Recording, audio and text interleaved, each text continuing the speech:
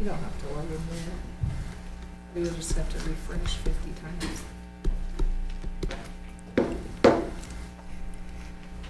I got the work session here. That's nothing more than what we've got sitting right here. Yeah, and VV.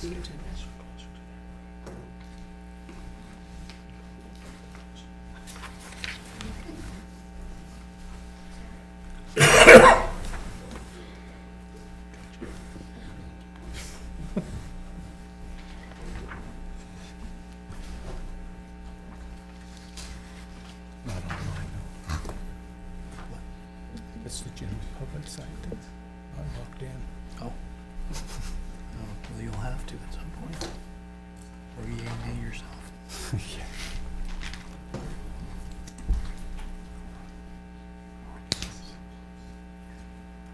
All right, it is 6 p.m. I will go ahead and call this work session to order, and I will pass it on to you, City Manager Sarvey. Thank you, Madam Mayor, Mr. Vice Mayor, and Honorable Council. It's a pleasure to be with you tonight. Tonight I have with me our Public Works Director, Cody Dill, and I have our Community Development Director, Louis Lascano, with us, and our topic of discussion tonight is going to be on the cemetery. I know recently we've had a lot of discussion, there's been a lot of concern with the condition of the cemetery, and what we would like to do tonight through the report that you have in front of you and up on the board is we would like to take a deep dive into the cemetery. Talk a little bit about the revenues that are generated, talk about the all the issues that we have within the cemetery. And we have documented several of them within the report.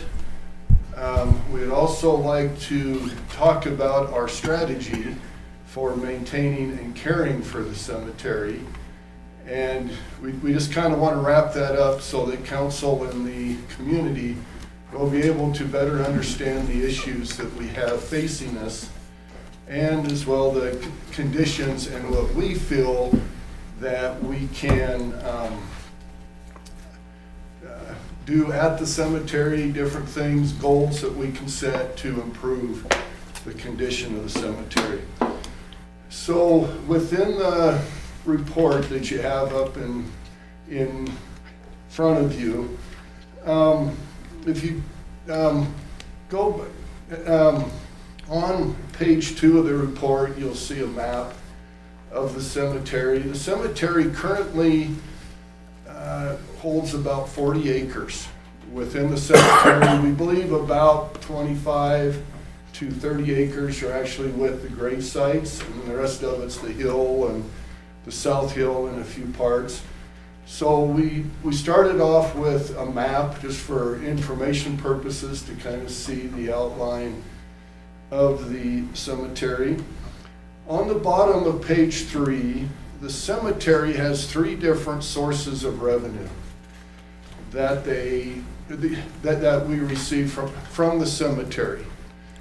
The first one is the cemetery plot sales. So when residents or individuals purchase a plot at the cemetery, there's a fee associated with that, and we have to sign over a deed for that, area and different things. We have what we call cemetery fees, which are the fees that the city assesses for a service at the cemetery. So that would include staff time, equipment time to dig the grave, to set up for a service, and then to take everything down. The third item is perpetual care, and this is part of the fee that you pay when you buy a plot. And the perpetual care is essentially to support the maintenance efforts at the cemetery and the plot that they have bought. So it's kind of long-lasting care service to that plot. On the top of page 4, I went back 10 years and I pulled all the revenue numbers that we have received throughout those 3 categories for the last 10 years. And you can see by the total there, the average, basically, which is a 10-year average, is about 19,000 a year that we bring in on the average for the last 10 years to help support the revenue, or the cemetery. And as you know, a staff person or multiple staff people, equipment that go into the cemetery is much higher than 19,000 a year. And so currently we just recognize this in their own accounts, and then it just goes into the amount that goes to support the Parks Department that maintains the cemetery. One thing that staff would recommend here with this is that the way that we currently recognize the revenue and offset it with expenditures, the identity of these funds gets just combined with the general fund revenue that we kind of throw at the parks to go. And I know individuals paying these fees for these things would like to know where those funds go, more so than it just is in the parks revenue, you know, with the expenditures. And so one thing that we would like to recommend with the revenues is that the lot sales, if we track those separately, we will be able to apply those to like one-time projects at the cemetery that we can say that that was funded with the lot sales from the cemetery. Likewise, the perpetual care, we would like to recognize those so that when we purchase equipment to be used in the cemetery, we can put something on there that says funded with perpetual care funds, so that the public can more closely relate to the items being purchased with those funds than just it goes into salaries and it goes into these different things. But with those revenues, like I said, we have about 19,000. You can see the fees there for the lot sales on page 4, the cemetery fees, which are the internments and burials. You can see what those fees that we charge the public are at there. And then there is a discussion on page 6 about perpetual care, about what it is, what it applies to, and then the total cemetery revenue. On page 7, at the top, we currently use 2 staff from the Buildings and Grounds Department to perform the work for the services, to dig the hole, to set up the pavilion and all those things. And I wanted just to list out on the average what that entails with staff. It takes 2 to 3 hours with a backhoe, an hour of preparation time. We have to mobilize the lowering device, and we have to go to the pavilion, set up chairs.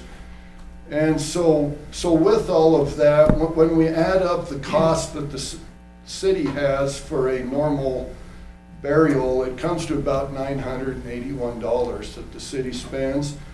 And you can see that with the revenues that we have, that we are in a loss position. We put in more time and more money than what is received through those. So the cemetery fees, we would like just to know that those go towards the labor and the equipment for those burials. The cemetery is currently maintained and cared for with our parks crew.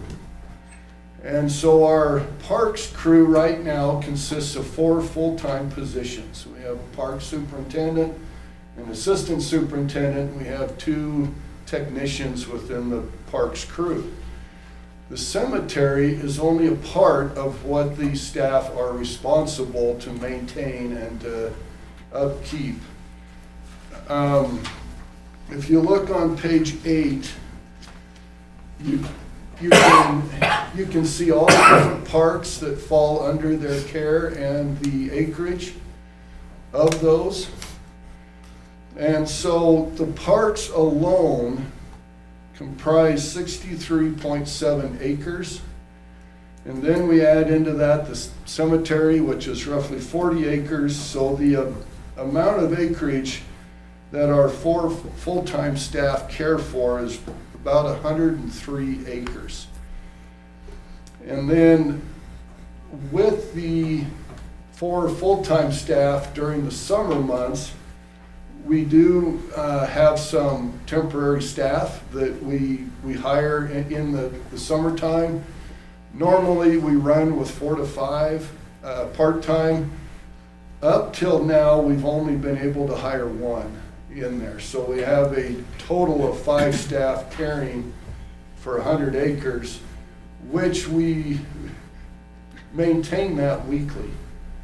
Everything. So you can see it's about 20 acres per staff per week to maintain. The parks crew has not always been at 4 full-time staff. In 2022, due to budgetary constraints and a vacancy, the parks crew went from 6 to 5.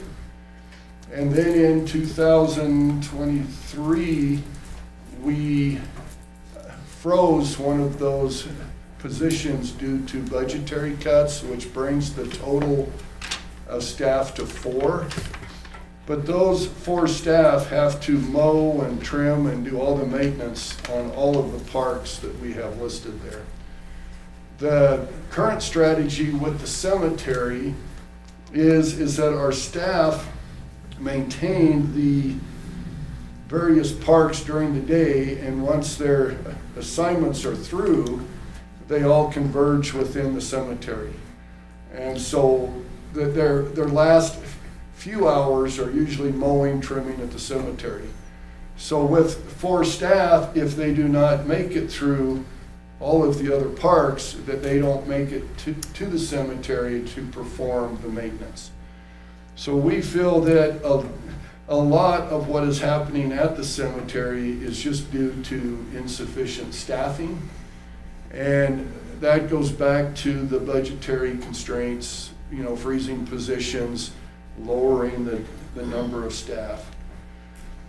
The sports complex that is up there with the 30.24 acres on Harshman, there are several soccer fields, baseball fields, softball fields there, and the VFW field also has 4 baseball fields that are maintained for the Little League that they have. So that's kind of where our staffing is and our efforts and what we do with the staff. I feel that the 4 full-time positions, I think that they work very hard, and I think they really give their best effort to the maintenance. I just think they get overwhelmed with this list that they have to maintain. One of the other issues, if you turn to page 9, that we are suffering from is the equipment that we have to use to maintain the parks and the cemetery and those things. As you can see by the purchase date on these, that the pickups, the equipment, it's aged. Most of this is beyond end of life that we use.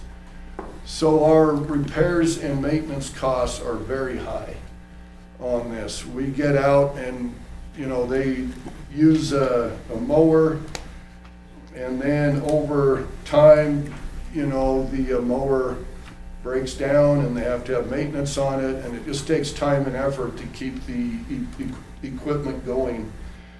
As you could see by the mowers, we had one purchased in 2021 but several of them go back 10 to 15 years since they've been purchased. And we just have not been successful in a funded depreciation program to get these replaced.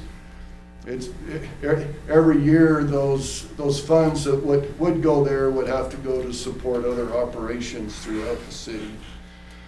So as you can see there, a lot of our issues is the outdated equipment that we have.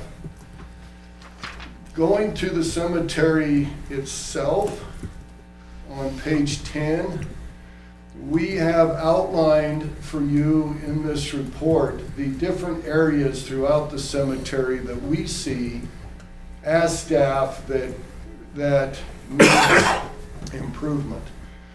We feel that if we don't reach adequate maintenance for a year, that the conditions at the cemetery worsen for the next year. And it seems like for many years past, as you will see in here, that each year the conditions have deteriorated within the cemetery, and we just have not put the funding to have the adequate maintenance so that the conditions either hold or improve. So under the areas of improvement, we're going to have several of these to discuss, and I've got pictures in here to kind of show what I'm referring to. And I hope this outlines adequately the conditions. So the first thing that we have here is rodent control. As we know, over the last 2 or 3 years, the groundhogs have got a stronghold within the cemetery. They've really entrenched themselves into the cemetery. We have worked with the Carbon County Weed and Pest, but we feel the last couple years that our efforts to put the bait stations out, that you could see the different things have occurred later within the year to be effective. And so groundhogs are like many other animals that have cycles throughout the year when they're active and then they're not active. And if we get out at a time that they're not really active, we're not going to be very successful. This year, we feel like our timing was right. And my last 3 or 4 trips through the cemetery, I have not seen a rodent on the loose. Not to say that they're not there, but I have not seen a rodent, and so we feel that we are being successful with the bait stations that we have. One of the alternatives to that is a spray that we could use throughout the cemetery. That would require the cemetery being shut down for a couple weeks if we were to use the spray. We feel that for right now our efforts are succeeding, but we will monitor that with the rodents. This last year we had what we believe were a couple badgers that got into the cemetery, and we believe that they were there to feed on the groundhogs, which brought the badgers in. We cannot find evidence currently that the badgers are still in the cemetery. We feel that with the reduction in the groundhog population that the badgers left the cemetery. But once the population, if the population rebounds, we're at risk of having the badgers come back in. And as you can see, this spring, the badgers do a lot of damage in the cemetery. They can dig holes and really make a mess of things. So you can see some of the groundhog holes, badger holes there on the screen. But there is no evidence that the badgers are currently there, and the groundhog population may be in an inactive cycle at this point, but we feel that we are one step ahead on them right now. So we feel if we maintain the current strategy that we will be able to limit that population to an acceptable amount. Tom, Councilwoman Lehman has a question. So the rodents, are they 13 pounds and measure up to 2 feet long? How big's a badger? Well, that's a badger, but what you're talking about is groundhogs, and that's their regular size. That's not what's out there, I Are don't they think. ground squirrels? Prairie dogs. Prairie dogs, okay, So I prairie dogs apologize. are 12 to 16 inches, weigh 2 to 3 pounds. They usually hibernate during the winter.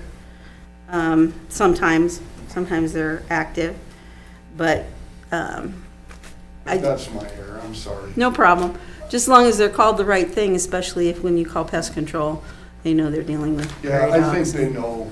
This was just my terminology in the report. And Okay. I should have researched that further, because they are more rodent type than like an actual groundhog like you see on groundhogs. I know at one time in Sydney, Nebraska, they had a zoo exhibit of prairie dogs till they escaped. They are very prolific at multiplying and moving around. I think they all moved to our cemetery from there. But if we can get them, eradicated, because if we don't, they'll end up in people's yards.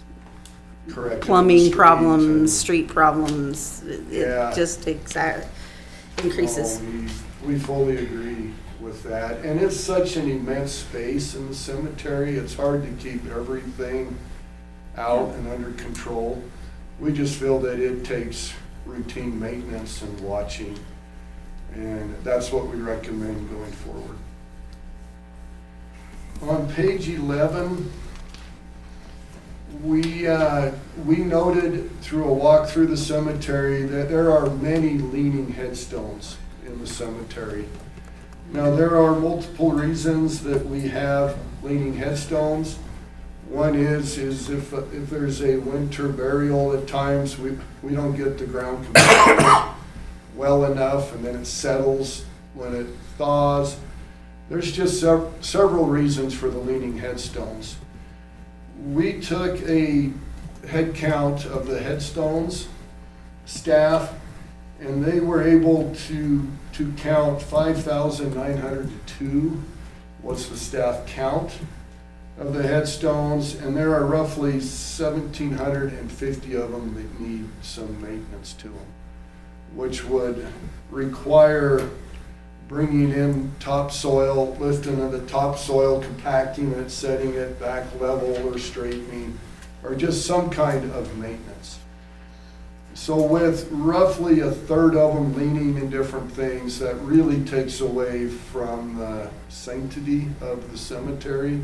And we feel that this is something that we need to throw some resources to be able to handle some of the larger ones and to make this a multi-year project to straighten them all out. Right now, in order to straighten a headstone, it requires a two-man team, one to kind of hold it up, second to, put the dirt. Several of these that are in there are large headstones that,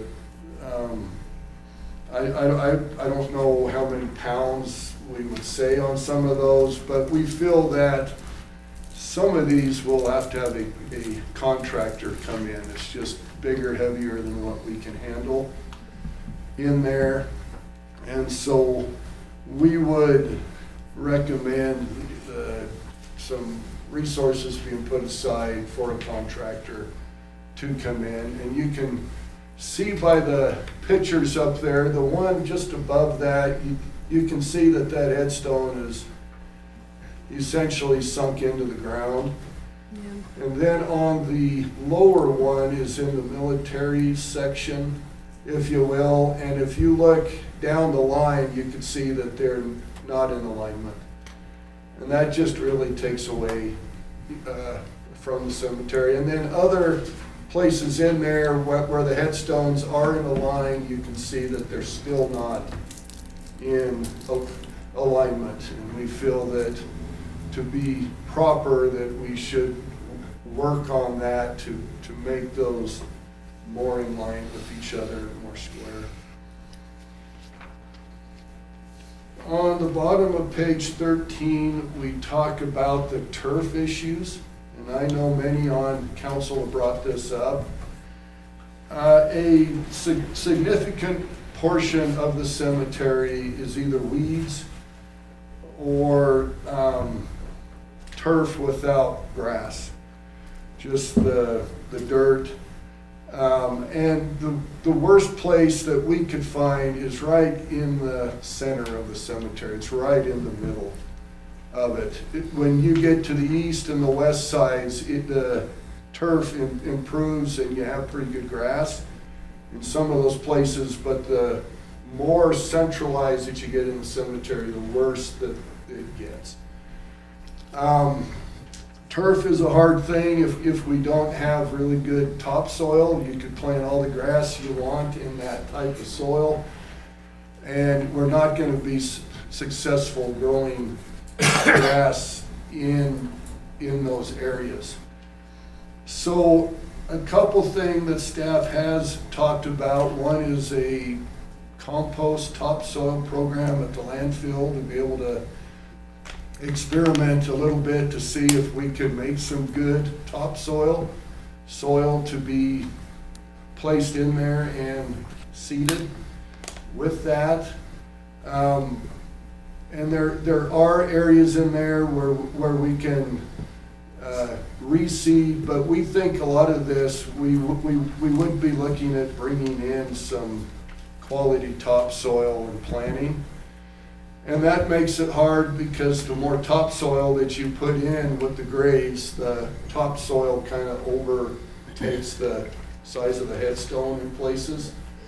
So we would have to work with that to get proper turf in there. But a substantial part of the cemetery, the topsoil will only grow the weeds. And so we're going to have to devise a program to, like I said, multi-year to work on reseeding a lot of these areas so that we can have proper turf. On page 15, we took a count of the stumps that are in the cemetery. Now, these stumps came from years past where they've cut down trees within the cemetery, and the stump was left. As you can see up on the screen, there's a couple right there, stumps. You can see on the bottom picture, the headstone right next to it is leaning, and that stump sits high enough that is a hazard to people walking. We have within our equipment a stump grinder, but we know that on two different occasions that stump grinder had to have major repairs on it, and we're really not certain that is strong enough to grind down 41 stumps, just because of the age and the condition.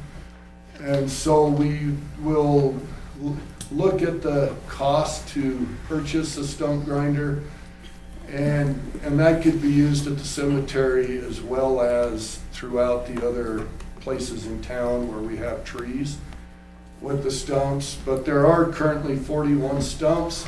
With the proper equipment, we feel that we can grind those down and make those safe probably within one season if we make that a project.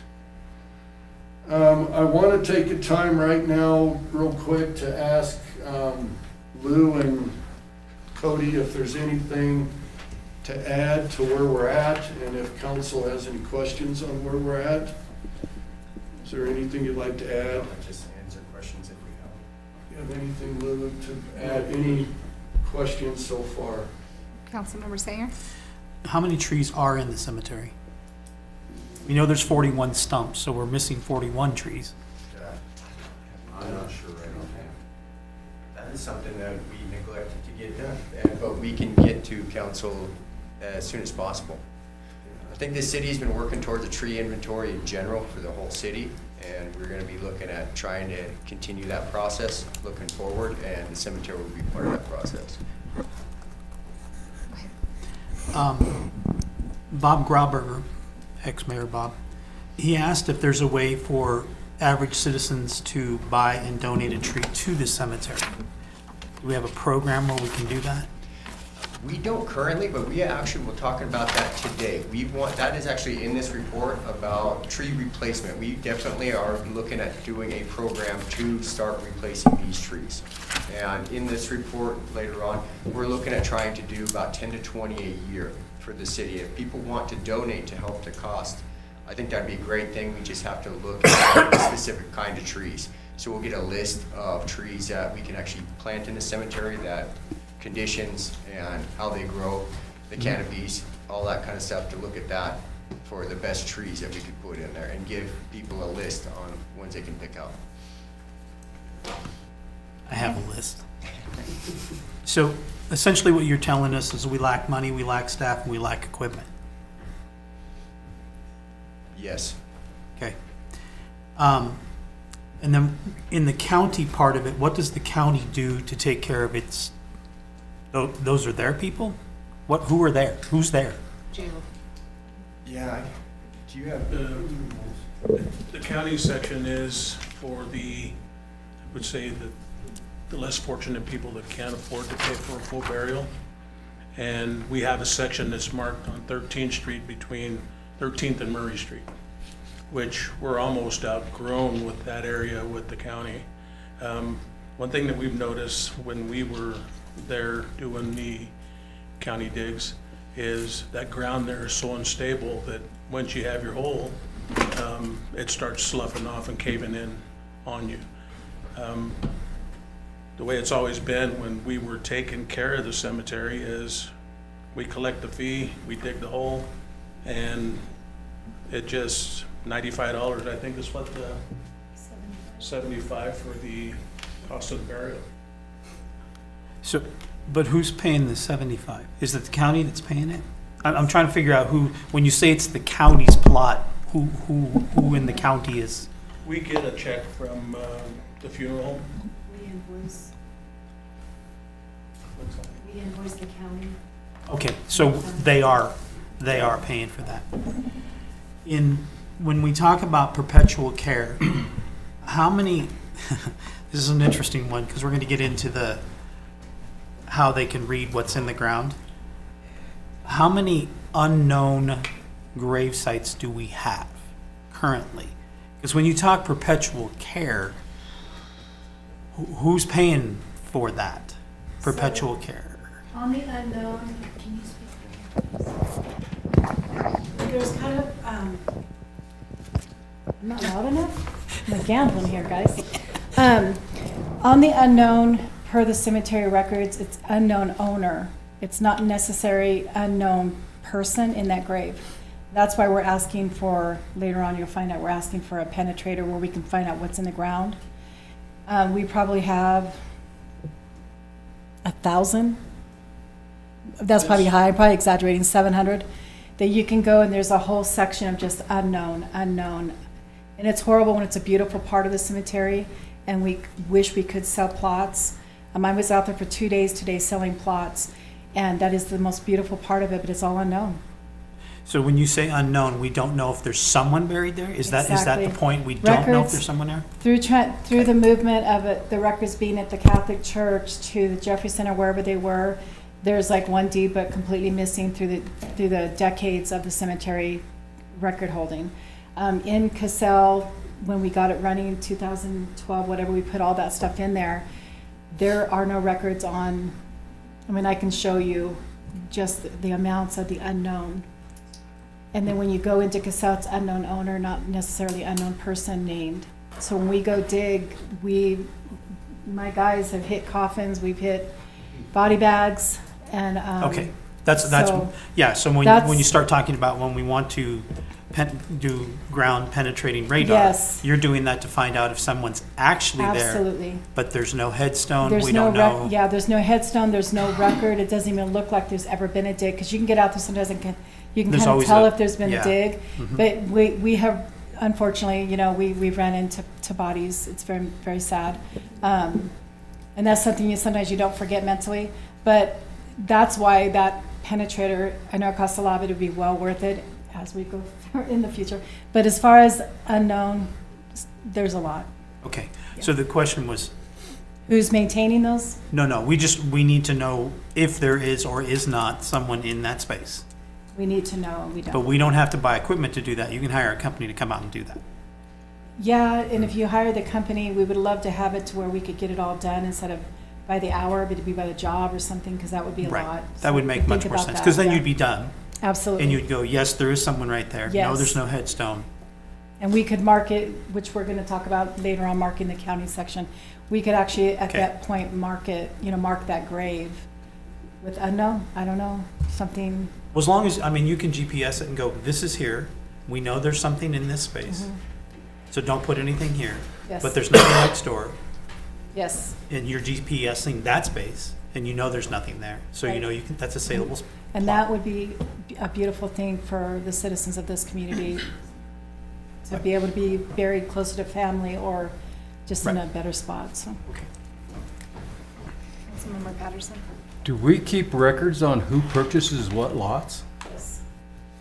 How far back do those records go? Shoot.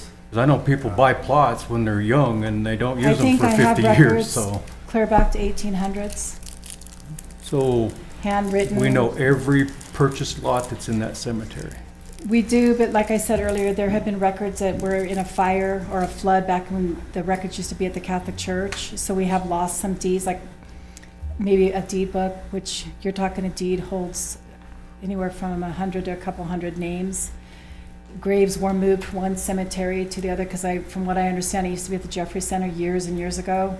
So those graves were moved over, not necessarily put with their stone. So it's kind of there's a section, it's called the OSJ, and it's the one by the rock, if you're all familiar with this. I know it sounds really horrible, but it is. There's a rock, it's called the Rock, and that area, Lou and I have walked it 4 years now, and the stones are just so chaotic in there. And when you look at the newer sections down on Murray and Colorado, they're beautifully lined up, they're straight. That's because we had record and we know, in the other part, they're just old antique stones, and I call them antiques, they're over 100 years old. But we do have records, we have had records, majority of records we do have, and I'd be happy to show you if you ever want to come by Public Works to look at those. Well, one of the things I was interested in, and it might be something that we can look at, Wheatland Cemetery has a little building sitting next to the gates. And it has all the records on all the plots and who's buried in them, or if it's a vacant plot. So it's real simple. We can go look at it, and the city uses it for their information also. So, it's, for what it's worth, it seemed to me like a good deal, because years ago, I was looking for my brother and sister. They're down there, and we went to that book, and boom, right there. And it was easy to find. So it would be a good tool for the people of the city to look at. So I think on, as far as records, I think we really need to get modernized per se, because paper copies are good up to a certain point.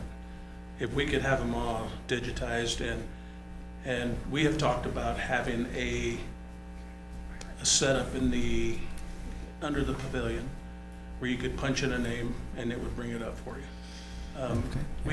We've tossed around these ideas that we would like to see as the city, but then we get to the money part of it. So trust us, if we could have a system that I could go and find I didn't know I had other relatives buried in there until we started looking at the books going way back, early 1900s. And I have family in there that I didn't know nothing about.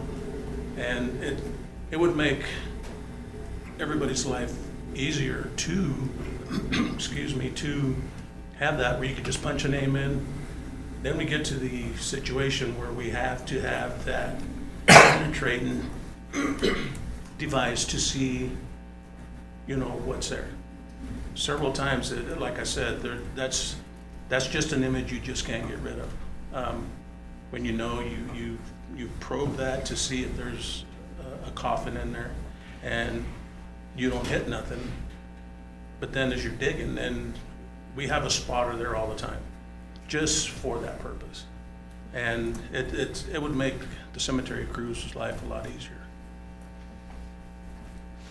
So the scanner deal, they go right over the top of the ground and just read what's in the ground, don't they? Yes, They don't really even touch the ground, it just x-rays down through the ground. yes, and working with theirs, they have a system set up, and I did reach out to them last year, and we never got a quote for it, because it's gonna be a couple days out there just going through the cemetery, and we would have to room and board basically, and they would do their thing, but that's where it would be good if the city had one of them, because it's not just for cemetery.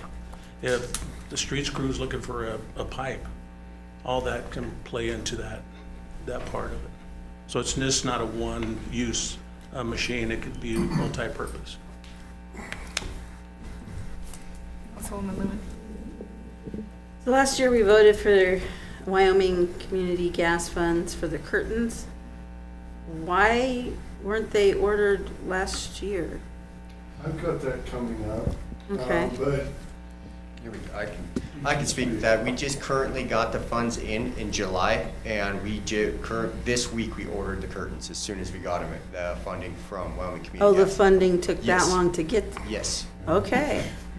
but we They were ordered not them doing immediately so. when we got the funds, so. Okay, so they're ordered and going to be Yes, coming then in. we spoke to the That'll- company, the estimate that we got last year when we allocated for it Mhm. is still good, and that's for installation of the curtains as well. Okay, that's awesome. Thank you. Lynn? Madam Mayor and Council, when you approve the Wyoming Community Gas by the end of December, the funds are not, they don't guarantee them until at least May at the very earliest. Okay. So just because you allocate it by December, those funds are not sent to us like electronically. They send us a check this year, the next following year. So Okay. that's how that works with the Wyoming Community Gas. Okay. Oh, Councilmember Elliott. On page 9, there's 7 trucks and there's 7 employees? Yeah, and has anybody reached out to the Wyoming Cemetery Board? And how can we get a district? Vote on the district. Saratoga has one. And they get money for, I guess, for the cemetery district. And so that would bring revenue in to help the cemetery. I think we need to designate 2, in my opinion, designate 2 employees just to the cemetery. A lot of stuff on these pictures, it was due to maintenance issues. It wasn't being maintained. So just so much piled up, and then now we have a huge issues. What's the holdup with seasonal employees this year? the seasonal employees, we just don't have the people applying like what we have in other years. We just don't have the volume of applicants. Is there still a lengthy process with that background check? I think we need I to, don't, you can, Yeah, there is that, and it's a seasonal problem, but we did currently get a couple more on board since he has done this very nice report for you guys. So we are still working on it diligently to get some good seasonal help. But we have acquired a couple more. Yes. I think that's essential. throughout the report, there's talk of outside contractors. Myself, I believe that's why we have a Parks Department or a Streets Department, is not to have it contracted out. We have staff, and if they need to be trained, then we need to get them training and some type of schooling to do this work instead of contracting out. That's why we have the employees. I agree, but some of the stuff that we're looking at contracting in here, like we look at the trees, some of these trees are big enough to where we don't have the training, the proper training. It has to be done by a tree service company or the equipment to do it. And by the time you purchase all that equipment, it outweighs them going in and taking out a few trees a year.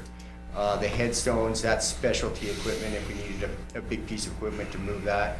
I believe if we brought a contracting company in for a few years and paid them a little bit, we could get it into a spot where it's maintainable and we wouldn't really need a piece of equipment like that again. So there's a gray area on if we spend the money in the training for one-time uses or we contract some of this stuff out that we don't have the training or the equipment to be able to. So if we're able to train the staff and have the equipment, they'd be able to do more than just the cemetery. That expertise could go throughout Rawlins. Instead, contracting, I mean, that's why we have an employee, is to do the work. No, I agree. I think that goes throughout the city in every single department, is where do we draw the line on purchasing equipment and training more staff? But that's what it would take, is more staff, is what we would be looking at. Yeah, I think we need more staff and training to the staff. If we had dedicated arborists in the city, I think it would be hugely helpful in the future for all the trees that we have and being a tree city. So I think in the future that would be helpful if the council would like to move in that direction. Councilwoman Lemon. I think part of the problem is we're so far behind and we do have so few people. 20 acres per employee per week. That's a lot of work. Not enough staff. Huh? It's not enough staff. You're right. It's Yeah. not enough staff. But part of the need to have contractors is to get caught up because they're going to constantly be behind because they don't have the staff until you can get the staff. And another problem with training staff, so you spend all this money to train this one person to do removal of trees, you find another job. Yeah, well, I understand that, but if we have the So- managers trained and maybe an assistant manager or their supervisors trained, there has to be a backup for the training. I mean, because if not, you're just going to continue hiring outside. Right, but right now, they barely have enough time to keep up with our parks and the cemetery. So to add training to that, they said first you have to get more employees in place. And they're having trouble even finding seasonal help to apply. But to get caught up and to get some of these things to a place where a minimal staff can keep up with it, we may need contractors to do that. I understand. Thank you. Madam Mayor, I have talked to Councilman Elliott on the staffing that you're bringing up. With, if you pull people from the streets, you'll pull people from the water department. That's pulling them away from their other duties that they have through the day. So it's good that we can take and cross-train people, but keep in mind, we do have, Cody has other areas that he has to tend to with his staff. So it's really difficult to try and manage, utilities, streets, cemetery, and everything else that falls under that umbrella. So that's one thing we have to keep in mind. Correct, I understand that. But if we had more staff, then we could put 2 people on the cemetery. I mean, we're just short-staffed And that's true. throughout the city. That's a big word for us, if we had more staff. Yeah. It's really difficult right now for every department in the city. I'm interested in the cemetery district. I don't know, something that you have to vote on. I'm not familiar with it too much. You have to vote on that? And so you'd have to go probably to the county, and then the county would have to put it on a ballot. Quite a long process. Yeah, it'd be worth it. I mean, this has been neglected for this many years. For many, many years, so. Yeah.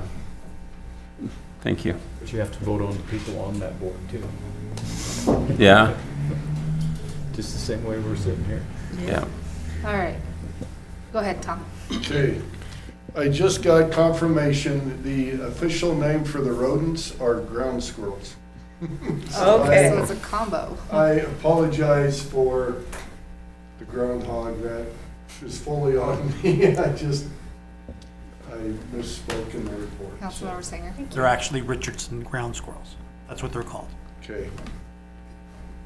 Thank you.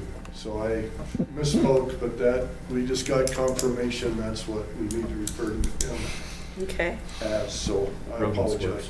Yeah. The ground squirrels, Okay. or Richardson ground I squirrels. know we can call them all Richardson ground squirrels, rodents and take care of all of them, but We'll call them the Rawlins ground squirrels. There we go. Okay, on page 16,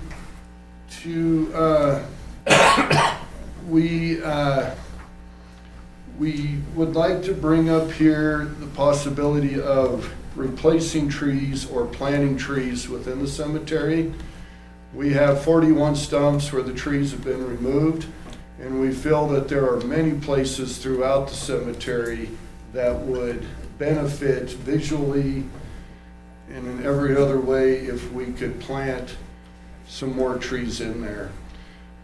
Staff feels that a realistic goal would be between 10 and 20 trees a year. And a mature tree that we would be looking at planting in there could be upwards of $1,000 for, for a fairly mature tree.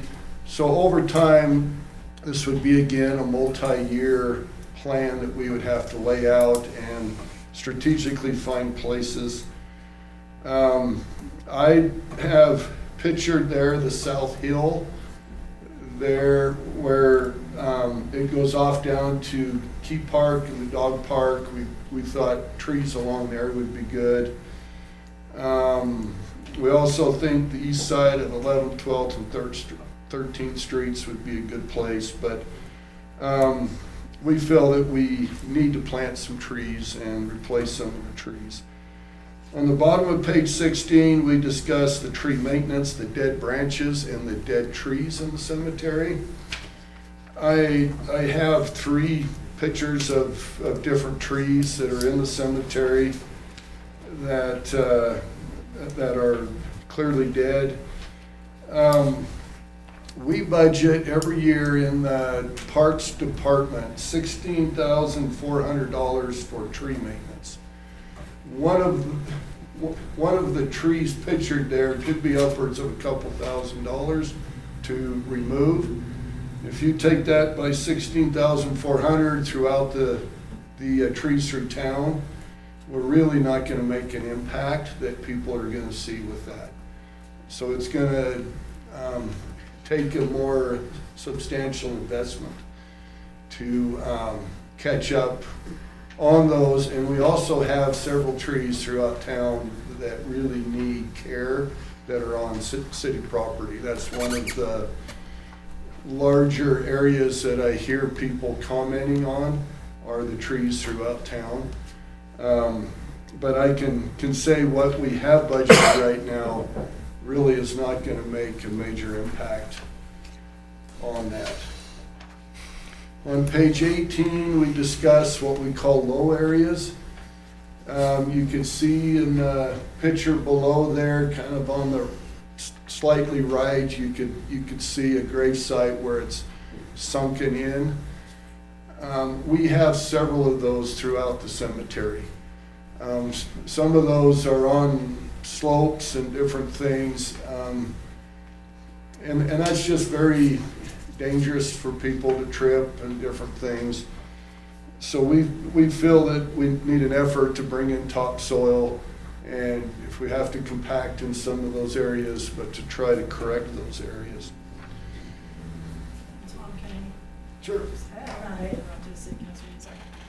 So in that page, on that page, that it shows, I don't know, the bottom of that one, yeah. That's also what Lou was talking about, the county section, the sinking ground.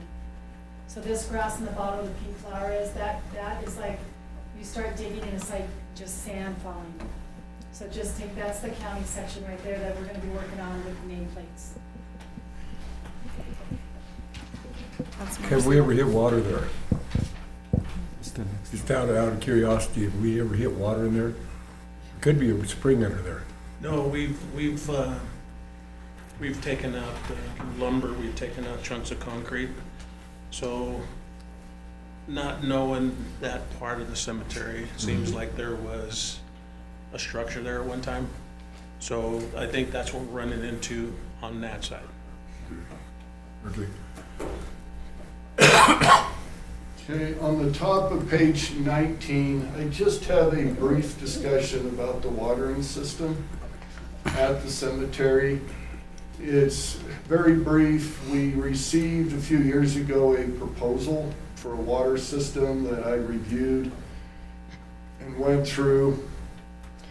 I can say that throughout the city, just not at the cemetery, but throughout the city, the watering systems in our parks and our green spaces have somewhat just evolved over time. We purchase a system for this park, and then we're not really consistent with the next one, and we're not consistent with the next one, and then in the end, when we have broken sprinkler heads, broken pipe, it's almost a challenge to be able to find what type of sprinkler head and where to order it from.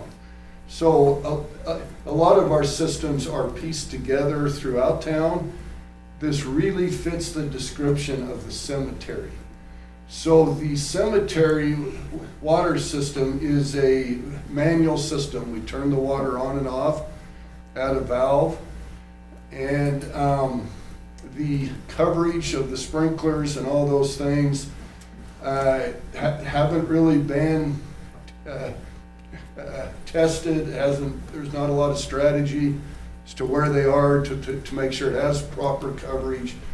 So walking through the cemetery, you will see spots that have not received water, broken sprinkler heads, different things.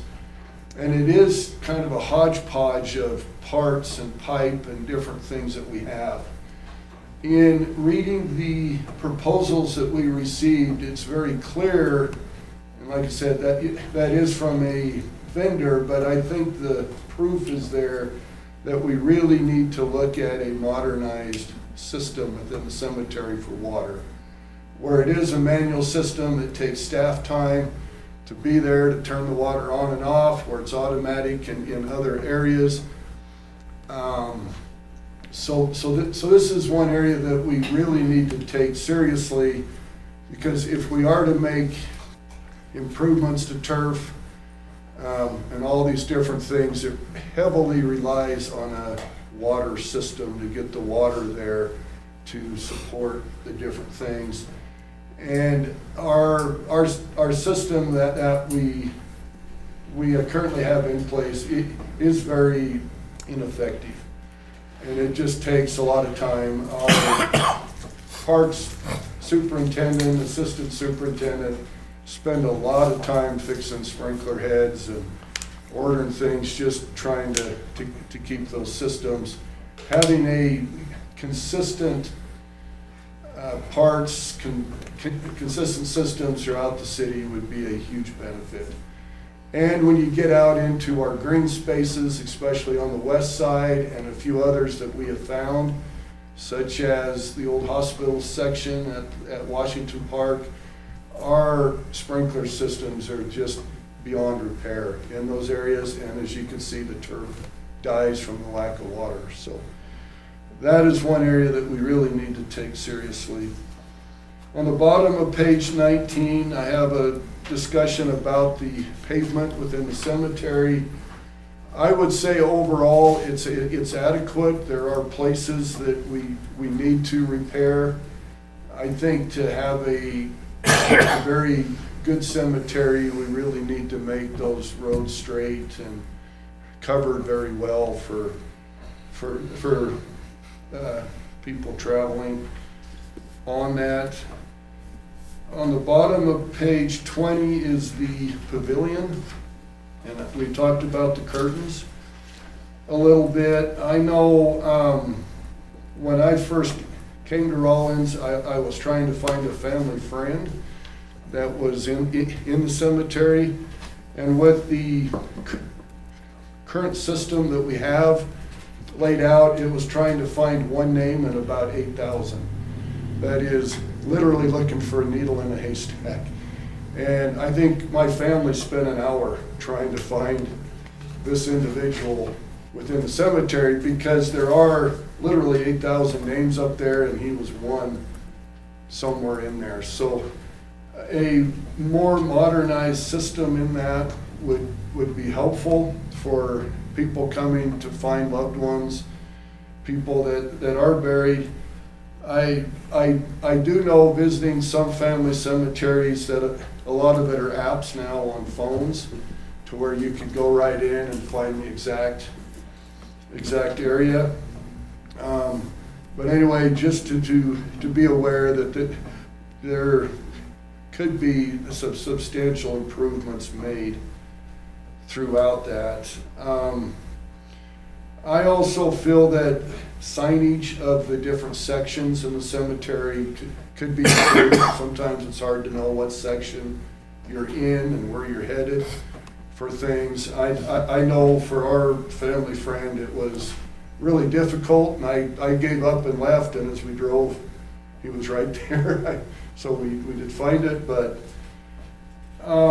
middle of page 21, there's a picture there of our current topsoil holding structure. I just feel that's not very professional looking in there. I think we can really add, some a lean-to structure that we could keep the soil in that just looks better than that. We have discussed the county section a little bit, and I've got two pictures of that county section. In there, one of the big things in there is the nameplates that we have. Several of them don't have nameplates, or the ones that we do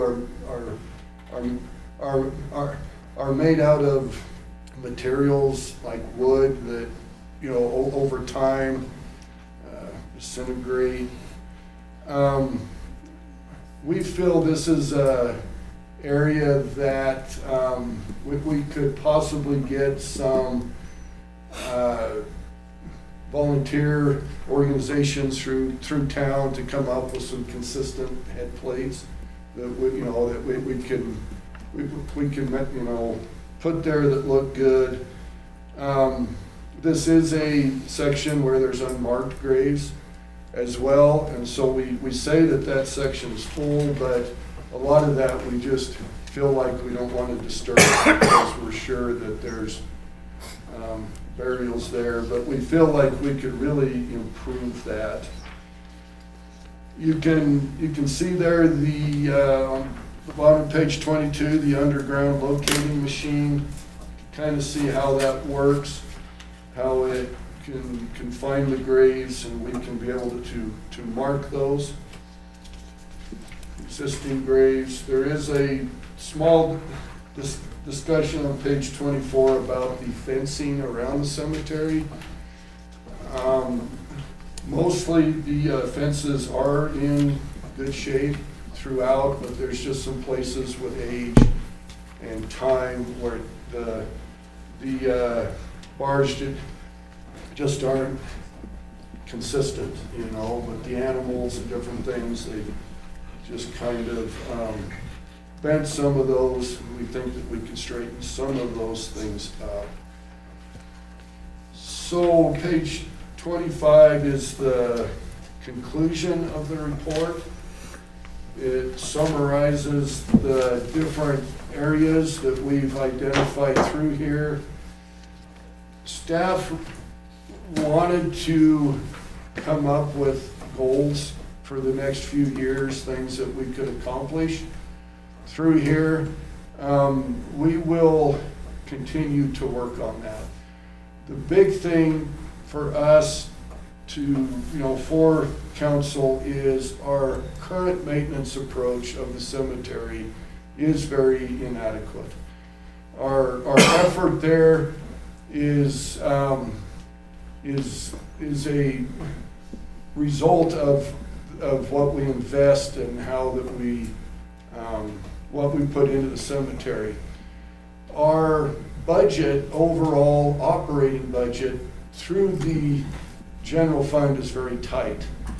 We had in the preliminary budget this year, when we sat and we went through the budget, we had the addition of a couple staff at the cemetery, but to fund everything that we had within the cemetery, that was removed so that we could continue funding in the other areas within the general fund. If council and staff, if we want to improve the conditions of the cemetery, we need to find a way to invest into it. And that would entail essentially finding the funds that are currently allocated in other places and putting those towards the cemetery. This isn't an easy fix that we can tomorrow go hire 2 staff and we're going to get them in the cemetery and start working on this. This is very far from that. This is going to be a very difficult, challenging process to locate the resources, dedicate those resources, look for funded depreciation for equipment, and to develop as a council, staff, and a community our vision for the cemetery. Right now, I think we all want a better cemetery. We all want the conditions to improve, but we really need to have a community vision that is documented as to what our standard needs to be for the cemetery. We need the standards set, the resources allocated, and I feel that the staff that we have and the staff that we could recruit, we could make that cemetery a very beautiful place of sanctuary, you know, all those things that a cemetery should be. But that is going to take a lot of effort to be able to identify those funds, identify the vision, and to be able to move in that direction. So with that is our report tonight to council on the cemetery. We hope that you found it informative as to our issues, as to what's kind of happening. Most of all, I hope that this creates a picture of our staff efforts. I think that our staff efforts are noble. I just think we just lack in the resources that we need. And I know it's easy to see the cemetery and think staff isn't handling it properly, we're not doing this right, we're not doing that right, and, you know, make it a staffing type issue. I really feel from what we saw in here, this is years and years of neglect, if you will, and we're coming in on this, and it's going to take a lot to get the cemetery into good shape, but we feel it's workable. Staff wants to work with council on all these things that we need, you know, step by step, setting the goals, setting the progress, but most of all, we all need to come up with a vision as to what we want the cemetery to be and how we want it to represent our community. So with that, I will turn it back to you, Madam Mayor, for any questions that council may have. Councilmember Patterson? No. No? Okay, Councilwoman Lewin? A couple quick questions. How many lots do we have open? Open? What's open? Oh my gosh. I'd have to count them. There's quite a bit, and the majority that are open are down there in that Murray, Colorado area. Mm-hmm. It's like 13th Street, that section. So just kind of an idea of how close we are to being full. I think we need to start working on if you're looking at that map, that top right-hand section. That would be the next part, I believe, that we were supposed to start working on once we get full. Okay. Is there a cemetery board or anything set up?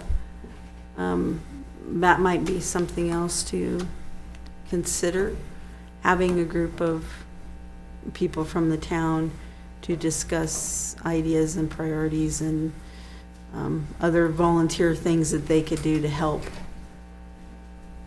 And just a thought there. And I think the main thing I've gotten out of the presentation, which was very well done, and I appreciate all the information you put into it, but we just don't have the staff. We have to do that first. We have to get the people to be able to make any progress. Thank you for the presentation. I appreciate it. We Madam Mayor, we feel as a start for staffing that if we could bring on at least one full-time throughout the year and then have one in the summer months, that we think that would be a good start to kind of see how we can handle these. The parks crew will have other part-time staff and other staff that can help assist with things. But we feel as a starting point, at least one full-time that would go through the year that could help to plow the roads out in the summer, in the winter months. You know, keep different things going and then really hit it hard in the spring, summer, fall when they could get in there. But we would recommend right now 2 staff in the summer in there. I do know we have a citizen. Did you have anything to add, Patty? Hi, my name is Patty Benson, and Hi, my name is Patty Benson, and I did call HU members because of my family's shape of the cemetery was horrible, to say the least. My brother was an arborist here 30 years ago, and I have reached out to several people that worked here, just as maybe not an I told you so, but maybe sometimes there's a little bit of knowledge with people that have left positions that can help you as far as what water systems work to not drain it and to be able to get the most coverage. I do appreciate the fact that you guys are taking heed in this, and I will keep a hold of this and keep coming back, and I do have suggestions for any of you that are wanting to listen, but I do appreciate the help and I do appreciate this. It has been a long time in perpetual care, and it's awful to see your family out there, their final resting place that is supposed to be a sanctuary, and it looks awful. Thank you, Patty. Anybody else have anything to add or any questions? Or Vice Mayor Garner? I have a few, if we got enough time. So my first question is for you, Tom.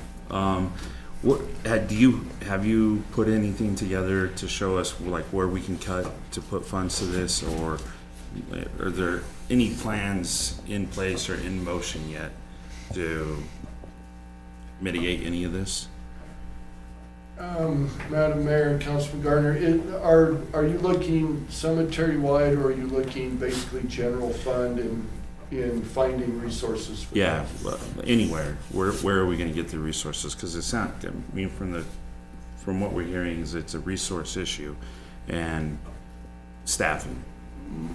My recommendation here is it seems like every year, budget-wise, we only have so much time during the budget prep to go over things with council, and I know those meetings get very long that we have, and it gets tiring, and it's hard to really focus on things.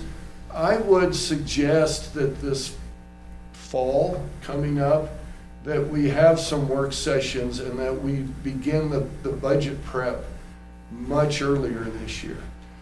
Now, I really believe with the budget prep, when it comes throughout the city, we need reports like this on other areas of the city.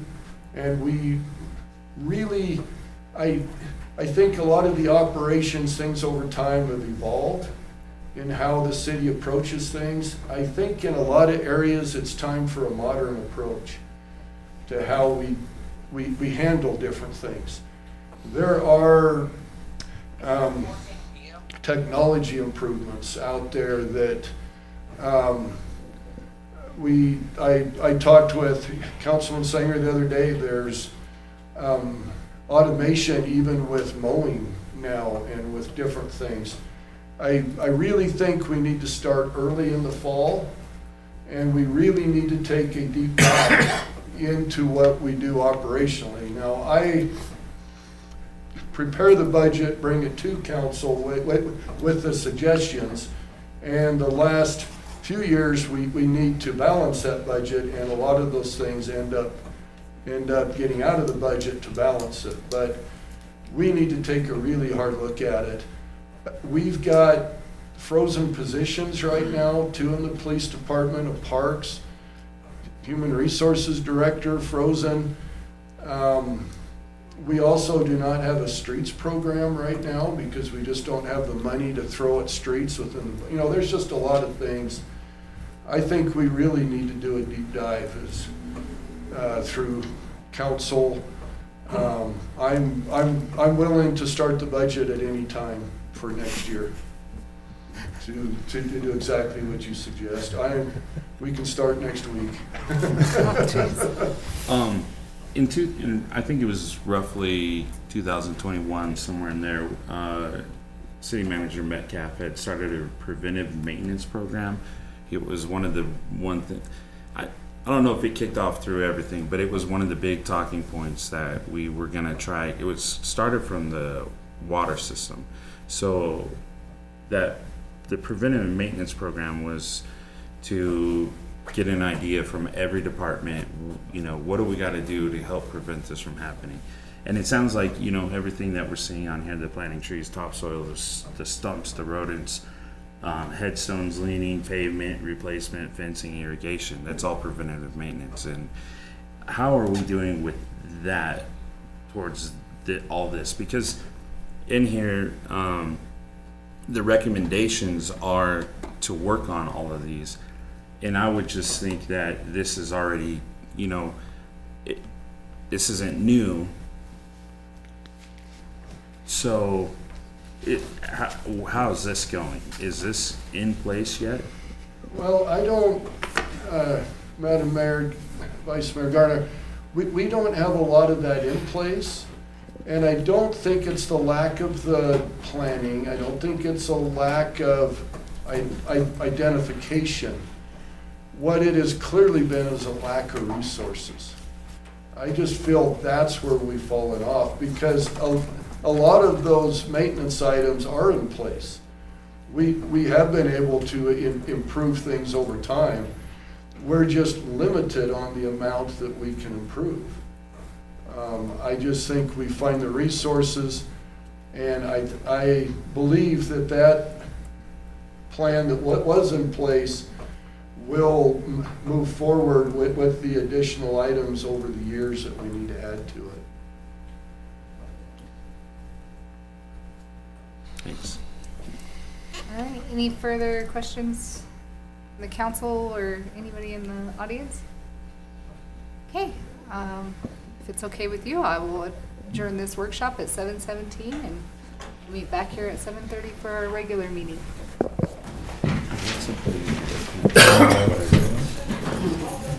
Oh, I was just saying, I read something in here that triggered this list, and I can't find it. I didn't write it down. Better go stop that, huh? And this is right here? Yeah. Go to page. Is that where Ding, ding, dong, there goes Bruce. Oh, was that it? Jackie. I have it, I don't know.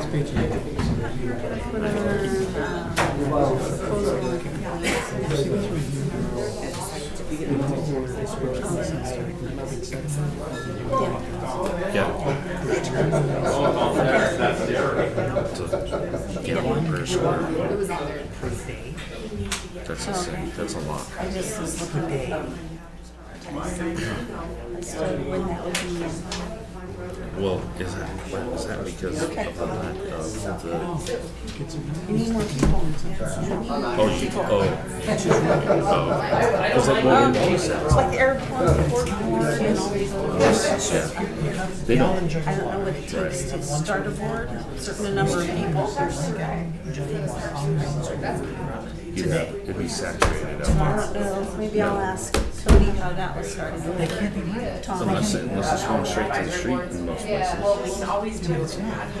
Yeah, because Yeah, that's it's water. more like the trailers. Yeah. From the bottom where And that might it goes down a little bit, Back. and goes up to the hill. Right. Yeah, we did all that work for the whole thing. So that one in that lane, going that way. You know that? So if I go back to the page of this thing that shows the map where everybody is. Here. So I went out. And it was turning on.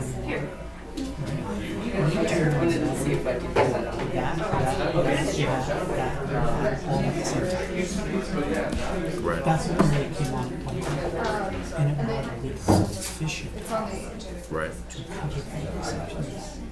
And just do the math.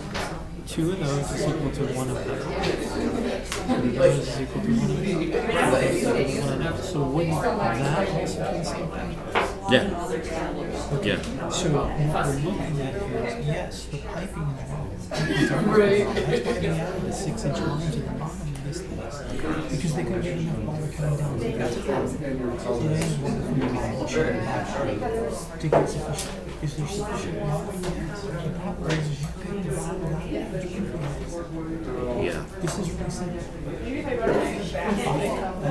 rain of 5,000 plus will throw water 75 feet. Probably half the distance of one of these. Well, it would go from road to road. Yeah. 75 on one side. So it's going to be 75 on the other side. So it's 150 feet of space. Yeah.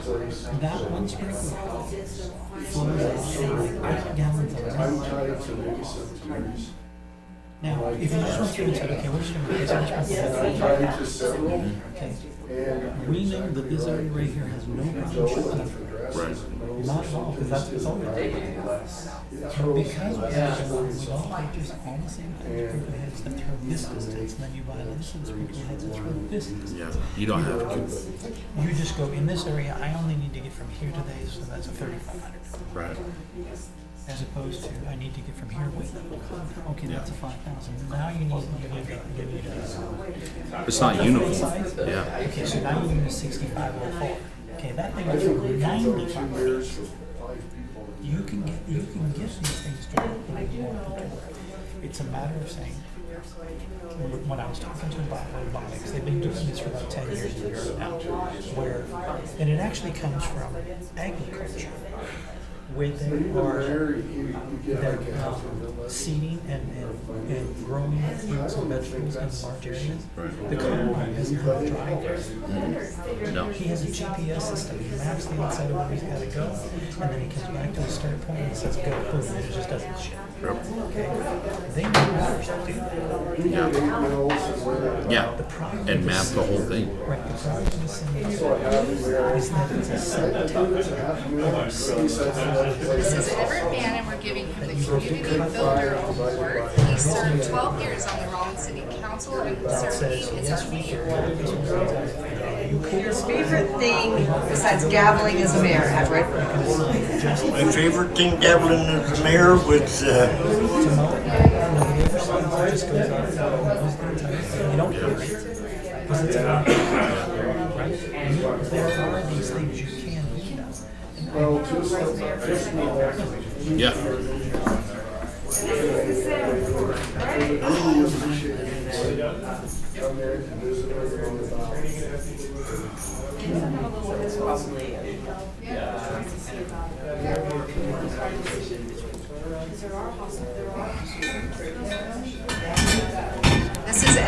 ahead and we're giving him the Community Builder Award. He served 12 years.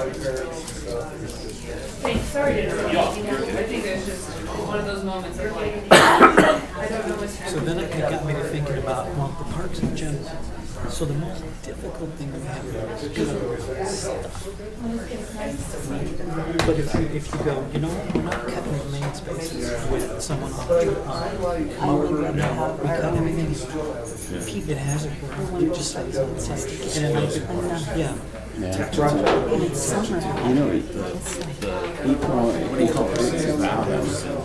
You just a little garage and that's what hangs out. And it just a thought, so if we hire somebody else, well, they do all the work. And it does this and all then the it's time. like, well, it's okay just to maintain it.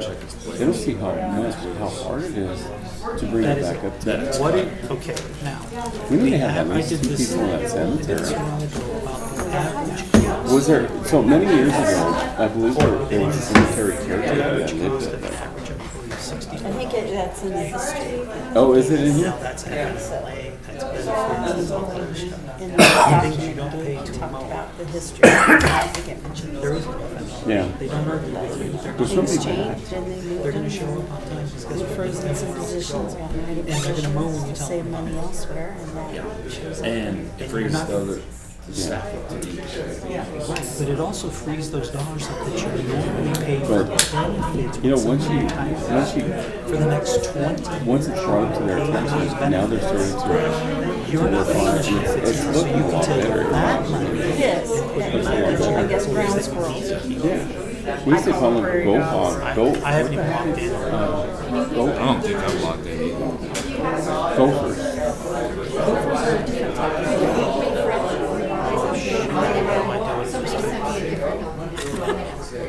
Oh, yeah. I gotta find Gopher is different. Rodent.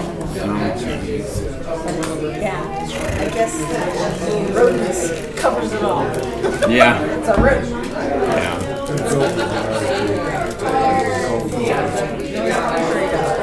So we can join? Lynn?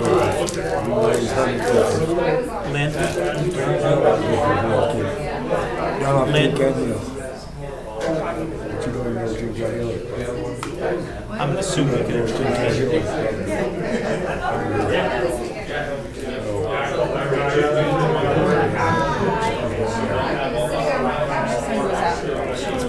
My son goes out to I remember you used to be able to get them with the slingshots. Does he do it with slingshots?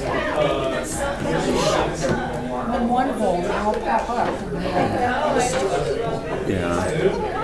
Yeah. Would you go hide? Have you been to? No, they're nosy there, see what's going on. Yeah. And Have then you- they eat each other. Have you been to Rapid City, the bear country?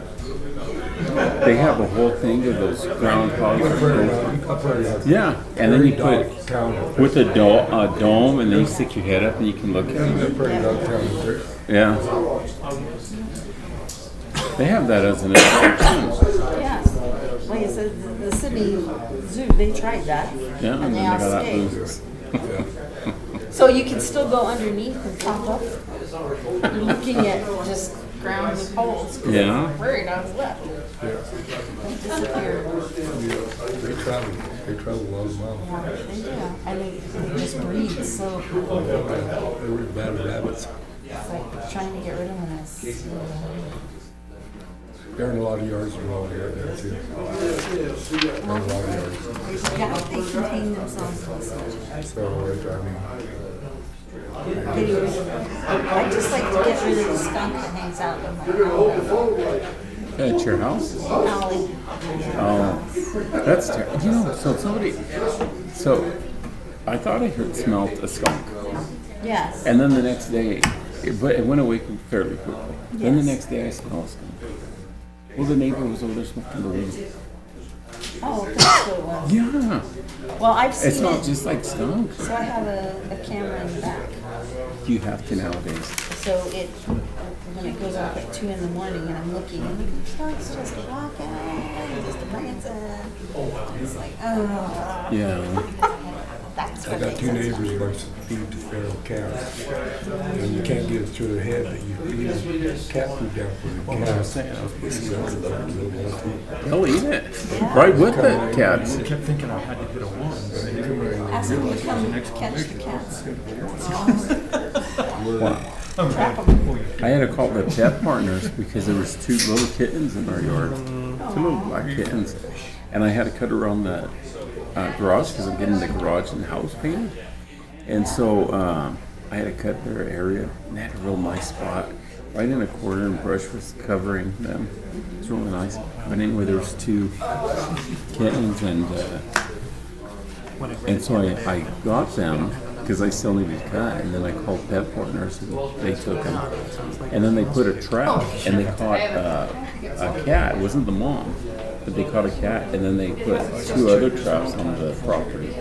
And they'll come and they'll check them, and they'll take Vice Mayor Gardner. Yeah, But they had like 211 is what she told me yesterday. It might have been big, like 60 of them. They managed to get Right on time. All right, it is 7:30, and I will call this meeting to order. Please join me in the Pledge of Allegiance. They had a lot of kittens this year. I pledge allegiance to the flag of the United States of America and to the republic for which it stands, one nation, under God, indivisible, with liberty and justice for all. All right.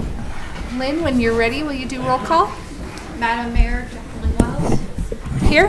Vice Mayor Darrell Garman, Here. Councilmember Derek Elliott, Here. Councilmember Tanya Lumen, Here. Councilmember Terry Pattison, Here. Councilmember Steve Sanger, Here. Councilmember Bruce Seeloff. Here. Thank you. All right, moving down to the approval of the agenda. Do I hear a motion? Councilmember Sanger? I move to approve the July 15th, 2025 City Council agenda as presented. Second.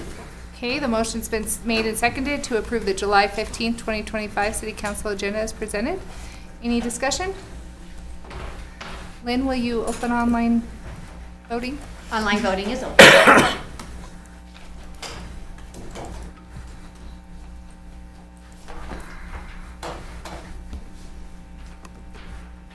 Online voting has closed and motion passes with 7 yeas. All right, moving down to the approval of the consent agenda. Councilmember Sanger. I move to approve the city consent agenda of July 15th, 2025 as presented. Second. Okay, the motion's been made and seconded to approve the City Council consent agenda of July 15, 2025 as presented. Any discussion? Lynn, will you open on, oh, I'm sorry, go ahead, Councilmember Elliott. On the consent agenda, looks like it's 614,000, usually runs above 260, am I wrong? What was the drastic increase? Honorable Madam Mayor, Councilman Elliott, at the end of each year, we have annual renewals that are large. And the largest portion of that increase goes back to software licensing and those things at the end of the year. Thank you. All right, any more discussion? Lynn, will you open online voting, please? Online voting is open.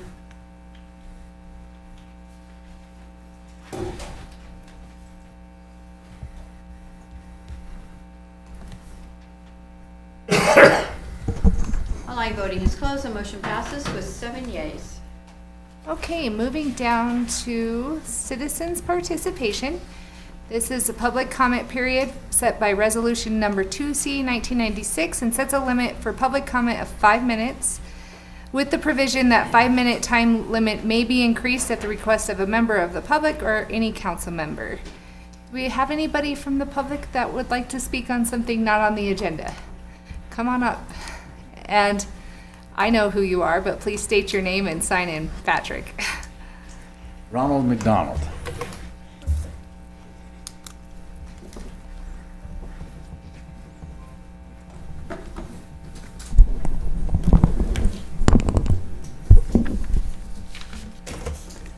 I'm not Ronald McDonald, by the way.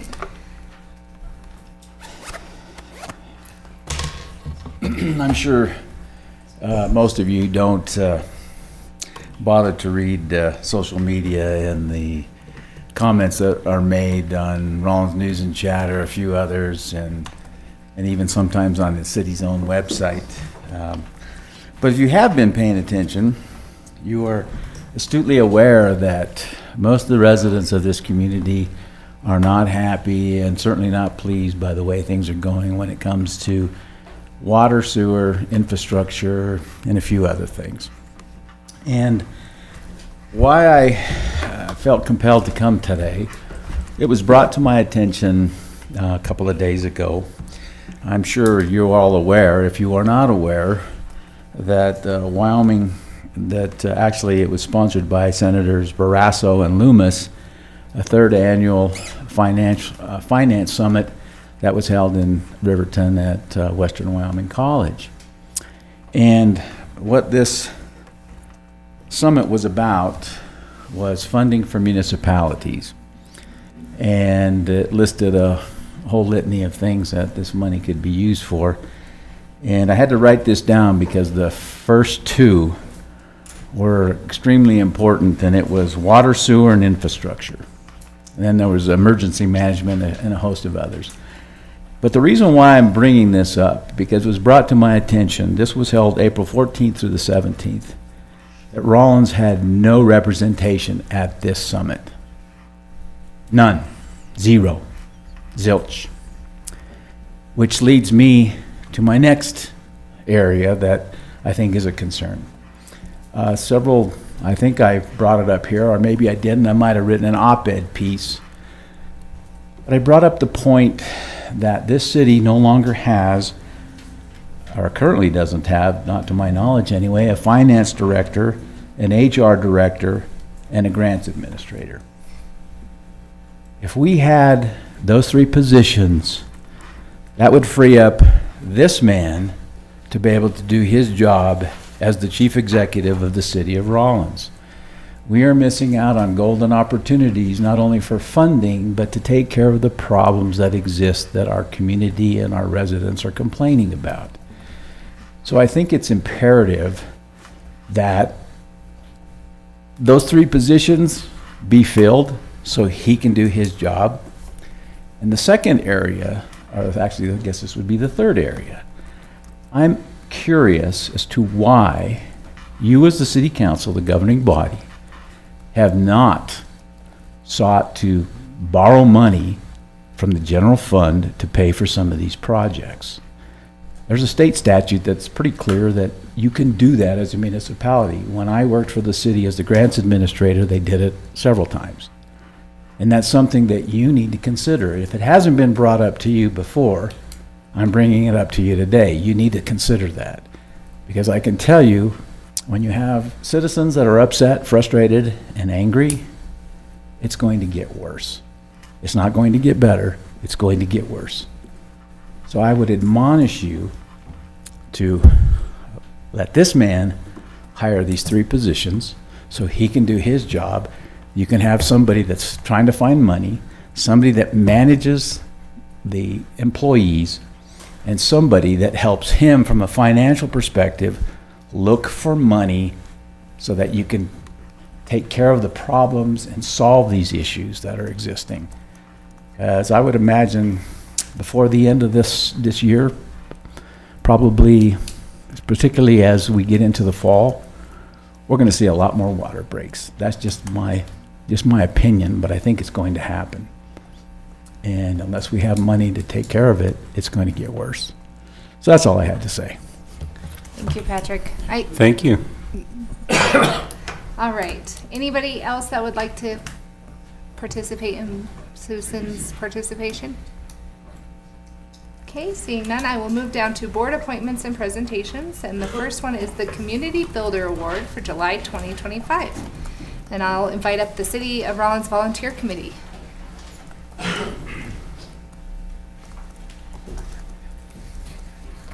Madam Mayor, City Council. The Community Builder Award is a monthly award the city presents to local individuals, businesses, and organizations for their volunteer service, sponsorship, promotion of the programs and events, outstanding service in the interest of the city, and for other contributions significant to the Rawlins quality of life. The Volunteer Committee would like to present July 2025 Community Builder Award to Everett Mann. Mr. Mann is not able to join us this evening, but we have a short video of him receiving the award earlier this summer. This is Everett Mann, and we're giving him the Community Builder Award. He served 12 years on the Rawlins City Council and served 8 as our mayor. Your favorite thing besides gaveling as a mayor, Everett?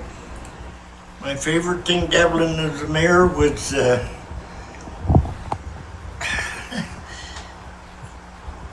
I don't know, I think appreciating my help. I had good help and I enjoyed them, and I enjoyed visit with them, and Serving with them, right? yes. There we go.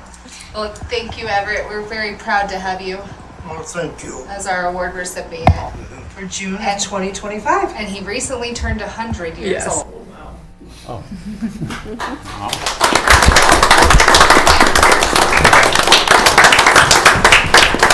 So I have the pleasure of giving you guys a little more background. A leader in the Army, in the workplace, in local government, and even in his retirement career. Through his remarkable 100 years, Everett Mann has consistently dedicated himself to serving his hometown, his coworkers, and his country. After earning 2 Purple Hearts for his service in the Army in World War II, Everett became a champion for workers' rights at the state and local level. When he disagreed with an item before the city council, he got involved and worked to change the direction of the city on that particular issue, which then inspired him to get involved or light a fire under him. He decided to run for city council so he could continue to contribute to the betterment and responsible management of Rawlins. He ended up serving 14 years and 6 years in mayor. We've got the numbers exactly right finally.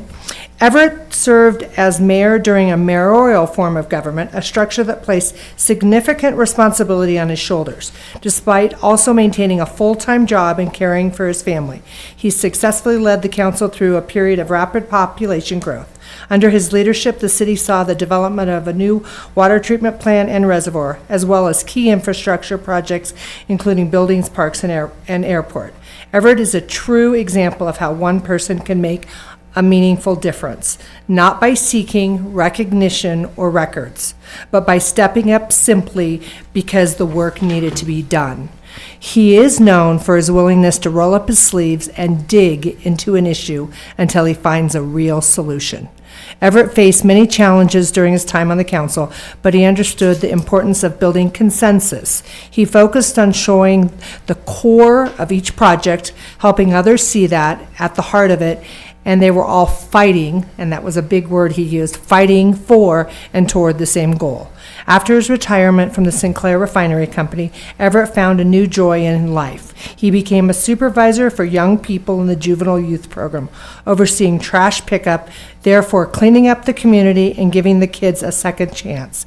He remembers this as one of his most impactful contributions of his service to this community. As stated in his nomination, Everett has embodied what it means to be a true community builder, leading with integrity, advocating for progress, and dedicating himself to the betterment of the city of Rawlins. Everett is watching us tonight on YouTube, so let's again take this moment to thank him for his incredible dedication. Let us all be inspired by Everett Mann and his willingness to see beyond disagreements and unite the community, and to face challenges head on, together. And another statement he made, and get things done.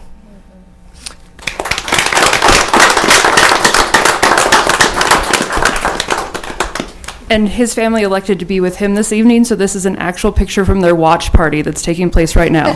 So if we all want to wave to them. Thanks for all you've done, Everett.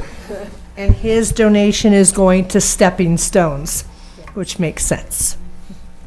We'll still do it with a photo. And get them in the back.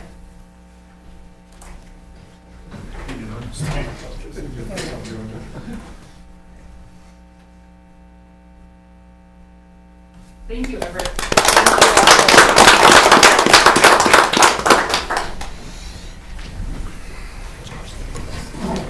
And I want to thank the members of the volunteer committee for allowing me to help present the award to Everett. It was a great day.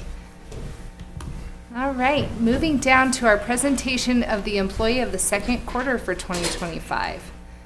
And I'll pass it over to you, City Manager. Thank you, Madam Mayor, Mr. Vice Mayor, Honorable Council. There isn't any way to top the Community Builder Award, but I have a solid second place.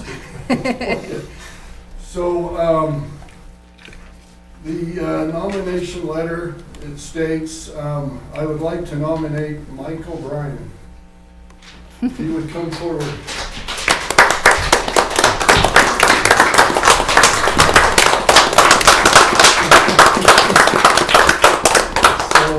It says, I'd like to nominate Mike O'Brien for employee of the second quarter. Michael has proven to be a tremendous addition to the Community Development Department.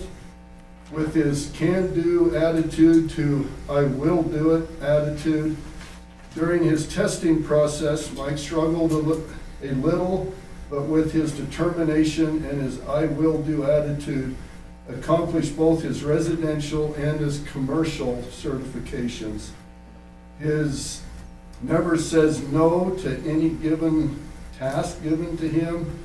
Recently, he was asked to spare some time to clean up around the entrance sign locations and some of the abandoned motels in town through cutting weeds, even picking up around the fence location by the Maverick.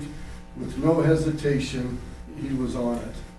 Michael is currently working on his new international building codes for 2024 for adoption, as well as his plan reviewer and his endorsement to be our relief bus driver.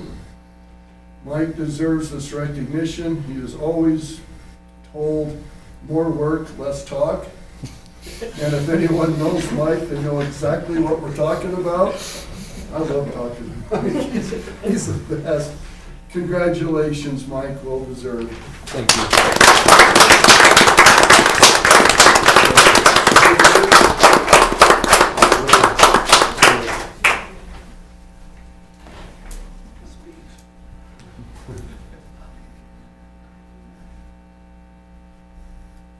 Louder. What you're looking at. Thank you. We got the time we can see all of them. Okay, cheese.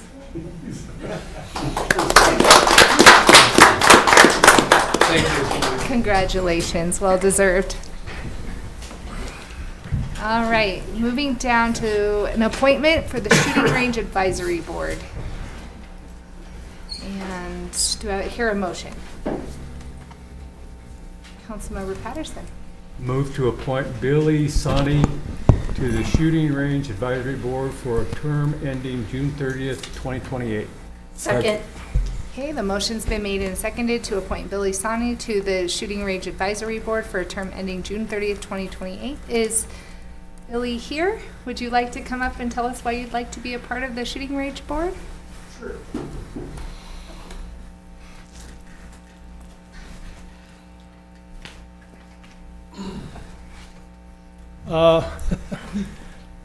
It's been brought to my attention a couple things out at the range could use some improvements, and a few of my friends, I've been shooting most of my life, and I figured it'd be good to help out and see what we could do with the range.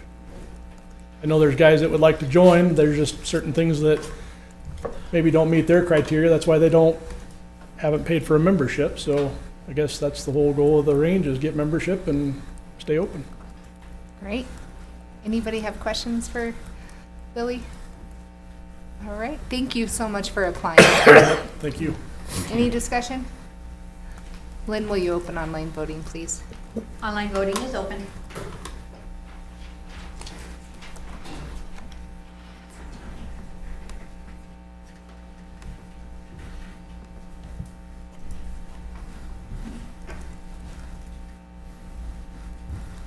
Yay. Online voting is closed. The motion passes with 7 yeas. Congratulations. Thank you. I do want to mention, we also have a few open available board positions. We have 2 positions still on the Shooting Range Advisory Board open. And we have 1 high school and 2 middle school positions on the Parks and Recreation Advisory Board. And you must apply by July 29th to be considered at the next city council meeting.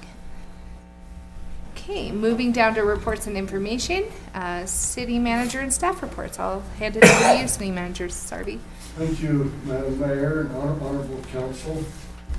We have tonight a couple updates that I'm going to ask some department heads to come up to update council on. First off, with our Brownfield grant, I'd like to invite Lou Buscano up to talk about some events and some things that we have through our Brownfield program. Honorable Madam Mayor and Vice Mayor and Council. A couple years ago, I started this venture with Pam Thayer. We made the trip to Detroit, and it was quite the experience down there to learn all the different avenues of how the Brownsville works.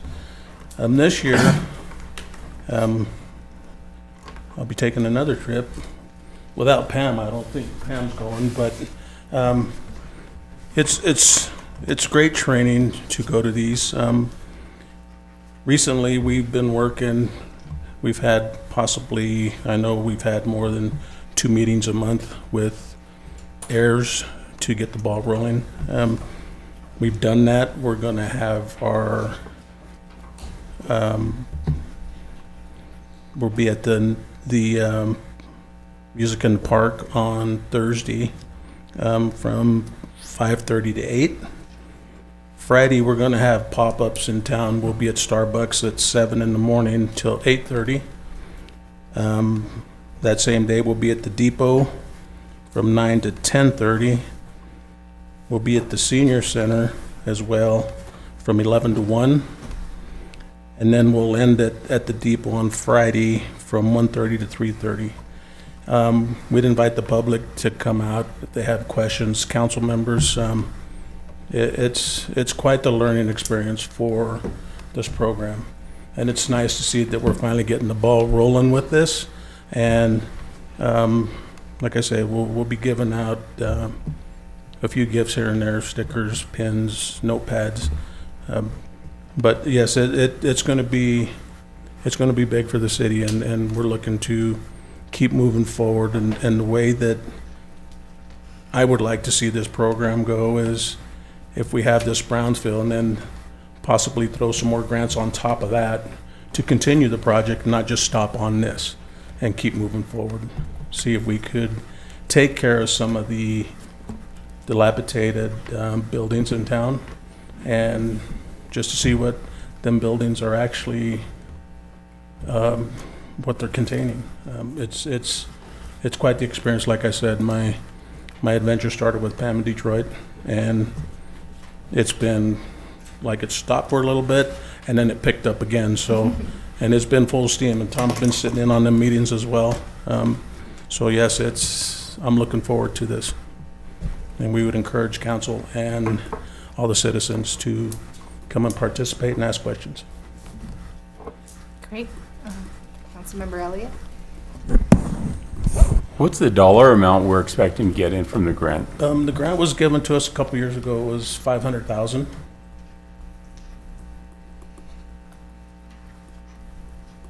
Are there any restrictions on the grant? We're basically, and that's what we're going to do with the public.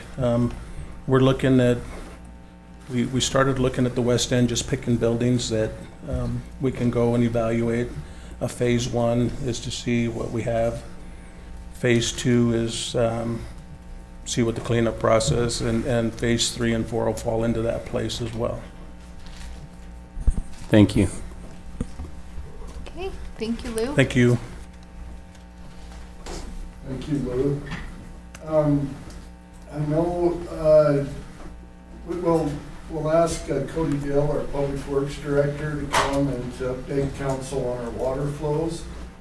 We're getting from the springs, and I believe he'll update us as to the status of treatment plant and everything water, so. Madam Mayor, Honorable Vice Mayor and Council, just with the year that we're having right now, just want to keep up with communications with our water flows. I know everybody hears irrigation restrictions and wants to cringe about that. I want to reiterate their irrigation restrictions and not water restrictions. Currently, right now, we've just cut back our city parks a little bit to accommodate our water flows coming in. Our water flows are staying consistent at about 2.6 million gallons a day. Our usage throughout town is fluctuating anywhere from 2.5 to 2.8, but we are keeping up with our tank levels pretty good. I was out at pre-treatment last week when we were working on finalizing the last implementation of our SCADA in the pre-treatment plant. That is going very well. We should be finishing that up hopefully this week. We did a test flow and basically a flush of the system last week when I was there to kind of look at some of the SCADA working with the plant. That went very well. The water was very nasty cleaning that out, but we are looking at doing some pre-production runs this Thursday and Friday. Hopefully, if everything goes well, we will have pre-treatment online by the end of this week. First of next week is what we're hoping and crossing our fingers. SCADA works together with our plant, and we get those water flows. We are anticipating hopefully 1 million gallons a day from the pre-treatment, which will help out our flows dramatically. And at that point, we can look at irrigation again in our parks, maybe turning those back up, and then watching everything throughout the summertime. Hopefully residents do not have to go on irrigation restrictions. We can just play with our parks and kind of pull back a little bit where we need to keep residents being able to do what they need to do with their own water and paying us our water bills. That's great news. Good. Thank you, Cody. Good. Any questions? Councilmember Elliott. Mr. Patrick said that there was a meeting up in Rock Springs. Is there anybody that you'd be able to contact, or maybe Tom can contact, to see what help they would be able to help Rawlins? I really would like to look into that. Yeah, Okay. because that was actually the first I heard of it, and I am with Patrick. I want us to start representing these meetings more often. Yes. I think it's very important for Rawlins to be in attending these conferences. Yes, thank you, Cody. Yeah. All right, Okay, continue, I have several dates as usual for council and the community on events. This Wednesday night, tomorrow night, July 16th, we will have our community cleanup. And that will go from 4 to 8 p.m. tomorrow night. We will be meeting at the Rotary Park Pavilion on North Higley and Cedar. It's kind of right down by Baumgart's, kind of down in the pavilion. The city will provide all the tools, the vests, the gloves, the trash bags. And I heard that our fire chief will be cooking some hamburgers, hot dogs for those that will come to help, and I know Chief Robinson's excited about that.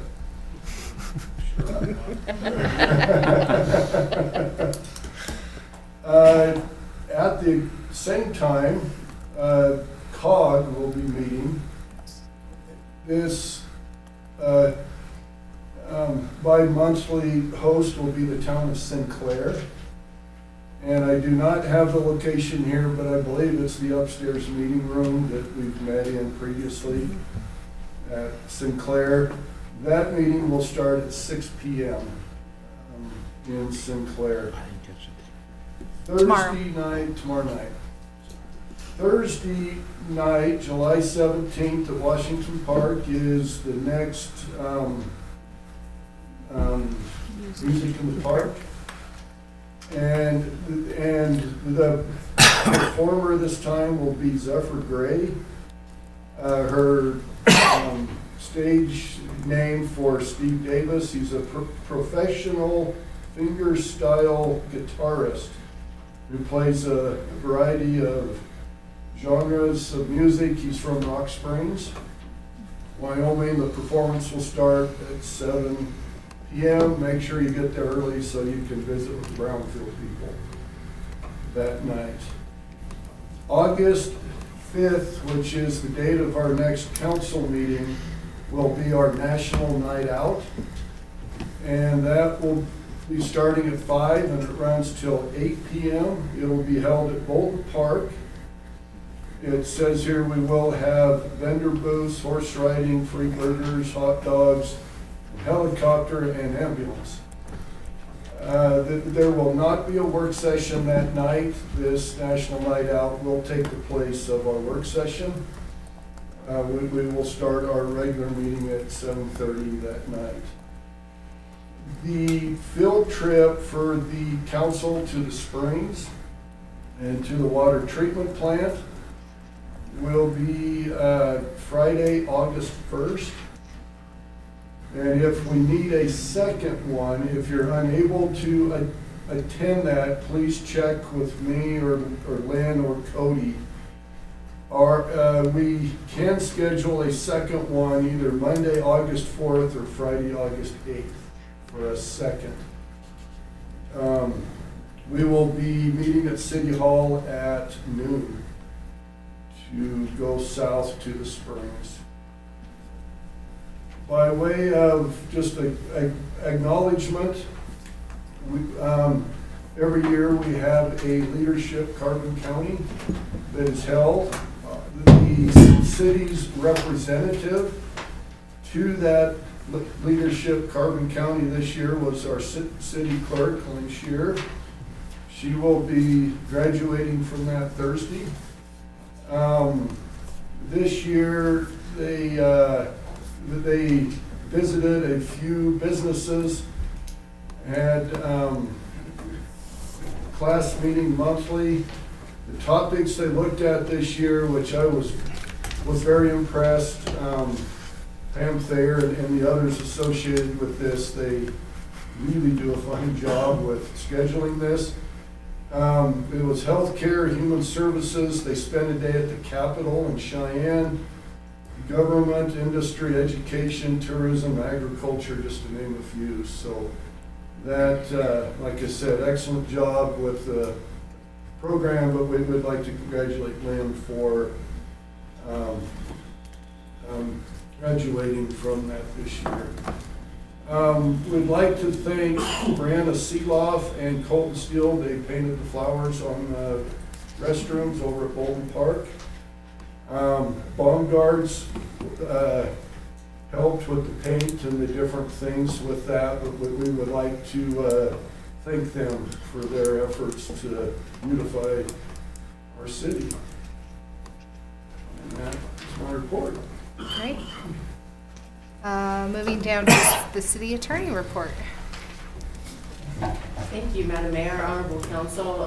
Short update, I am still working and in discussions with various telecom organizations for franchise agreements. I'm still waiting to hear back from Lumen, who is the parent company of CenturyLink. We are operating on a holdover agreement with CenturyLink. We're also currently in negotiations and discussions with Visionary and All West Communications. Once we do get those agreements tightened up, we will have additional telecommunications, phone options for citizens in Rawlins. The big thing about those is how they impact our right-of-ways, because a lot of those communications need to go within those right-of-ways. Sometimes they use they're underground or they're on poles, and so we just want to make sure that we are aware of how all of these options will also impact our infrastructure. Great. All right, moving down to city council updates. Councilmember Patterson. I'd just like to get an update on, I think Tanya asked the question last week about some of our properties around town and liquidating some of them properties that are unwanted or unneeded, and how we are going along on the Lawrence property.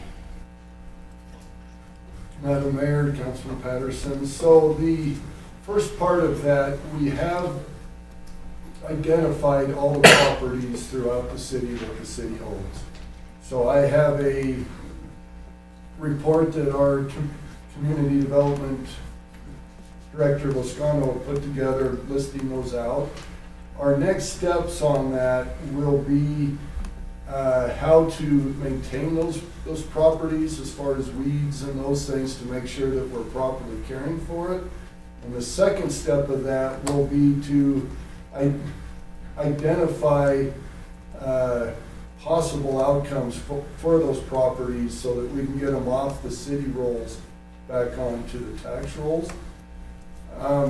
As a recommendation there, we could always do a work session on some of these, share those with the council and some of our thoughts on those. A lot of these we want to fit into a larger community economic master plan, and we do not have that updated yet from 2012. So we are working on updating that plan, getting that to council, and then getting these properties off the city's rolls. Yeah, or if there is a city purpose, we'll share that with you as to why they're held. But that really needs to be done. That report is thick, and it's just too many, I think, that we're holding.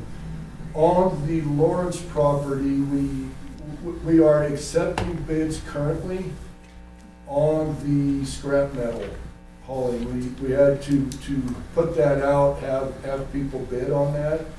Once we receive those bids, and they are due here fairly soon, we will select a vendor and we'll start cleaning that off, all of the scrap metal, cleaning that up. And then once it is cleared, we have a phase 2 study through the Brownfield grant scheduled on that site, on the different areas of that may have contamination. We've had a phase 1 study that came back essentially clean, but we have to do phase 2 where there's actual testing. You know, they drill down and get core samples. So that would be the next step, and then we are devising possible uses of that land, either to get it back onto the property tax rolls or what, you know, we want to do with that. So that is heavy on our minds. Know that that's not just slipping by. We are progressing on that property. Councilmember Singer? In conjunction with that, what are we doing with the vehicles? Are we considered them scrap metal, or are they considered something entirely different? Currently, the vehicles that are on the site, we do not have the clear title for some of those. And so we are going to work with the Sheriff's Department on the titles of that. And then the determination needs to be made if we're going to auction those or go with scrap metal. Staff feels that with the effort and everything that goes into that just scrapping those may be financially better. But I know that those are collectors, a lot of those, and that people within the community would like to place bids on those to possibly get one to restore or whatever. So we are weighing that out. Hey, Councilwoman Lumen? The list of charities that were in the budget that we agreed to pay them the same as last year, and I know you're working on having them present. When will they get documentation as far as how much we have awarded them? They have budgets coming up, deadlines, and they will need that information. Thank you, Madam Mayor, Councilwoman Lumen. We are currently in the process of putting together informational packets, and actually this is a great time to ask, would council prefer to do this as a work session to kind of go through over the history of these materials, or would we perhaps at just a discussion point during one of the upcoming council sessions? I think to get things moving, we probably should do it as a discussion item, because we won't have a work session next time, and believe we have something already on the agenda for the first one, or the second, second one in Yeah. August. So, yeah, let's get it on as a discussion item. I know we are inviting them to come and talk to us about. Additionally, so we are also waiting so that council is fully informed as to the status and the situation on these different organizations. I'm not sure if it's today or if it's later this week that the county will be releasing their budget. So we wanted to be able to provide council a full picture of what the potential implications and funding opportunities are for each of these organizations based on the information we have available. Okay. I do agree with Madam Mayor that the quicker we can do it, it will be good for them.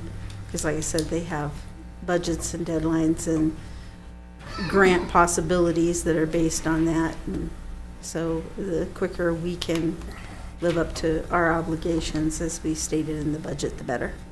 Thank you. You're welcome. I just, go ahead, Councilmember Elliott. You can go ahead. I just wanted to acknowledge that, Lynn, congratulations on graduating from Leadership Wyoming, but also our vice mayor is also graduating from Leadership Wyoming. And Myra. Wow. So we have three people here. So great job, guys. It's a great program. Okay, Councilmember Elliott. There was an outfit out of Utah that was interested in the scrap metal. Are they still interested in it? Madam Mayor, Councilman Elliott, they have put in a bid on the documents for the landfill scrap metal, so we have them at the landfill. I do believe they are interested as well in the Lawrence property. We just have not received those bids yet. Okay. And I have a few more. The Bolton Park, have the doors been, I know the latch has been removed, but is there now a door on the men's room? No, believe on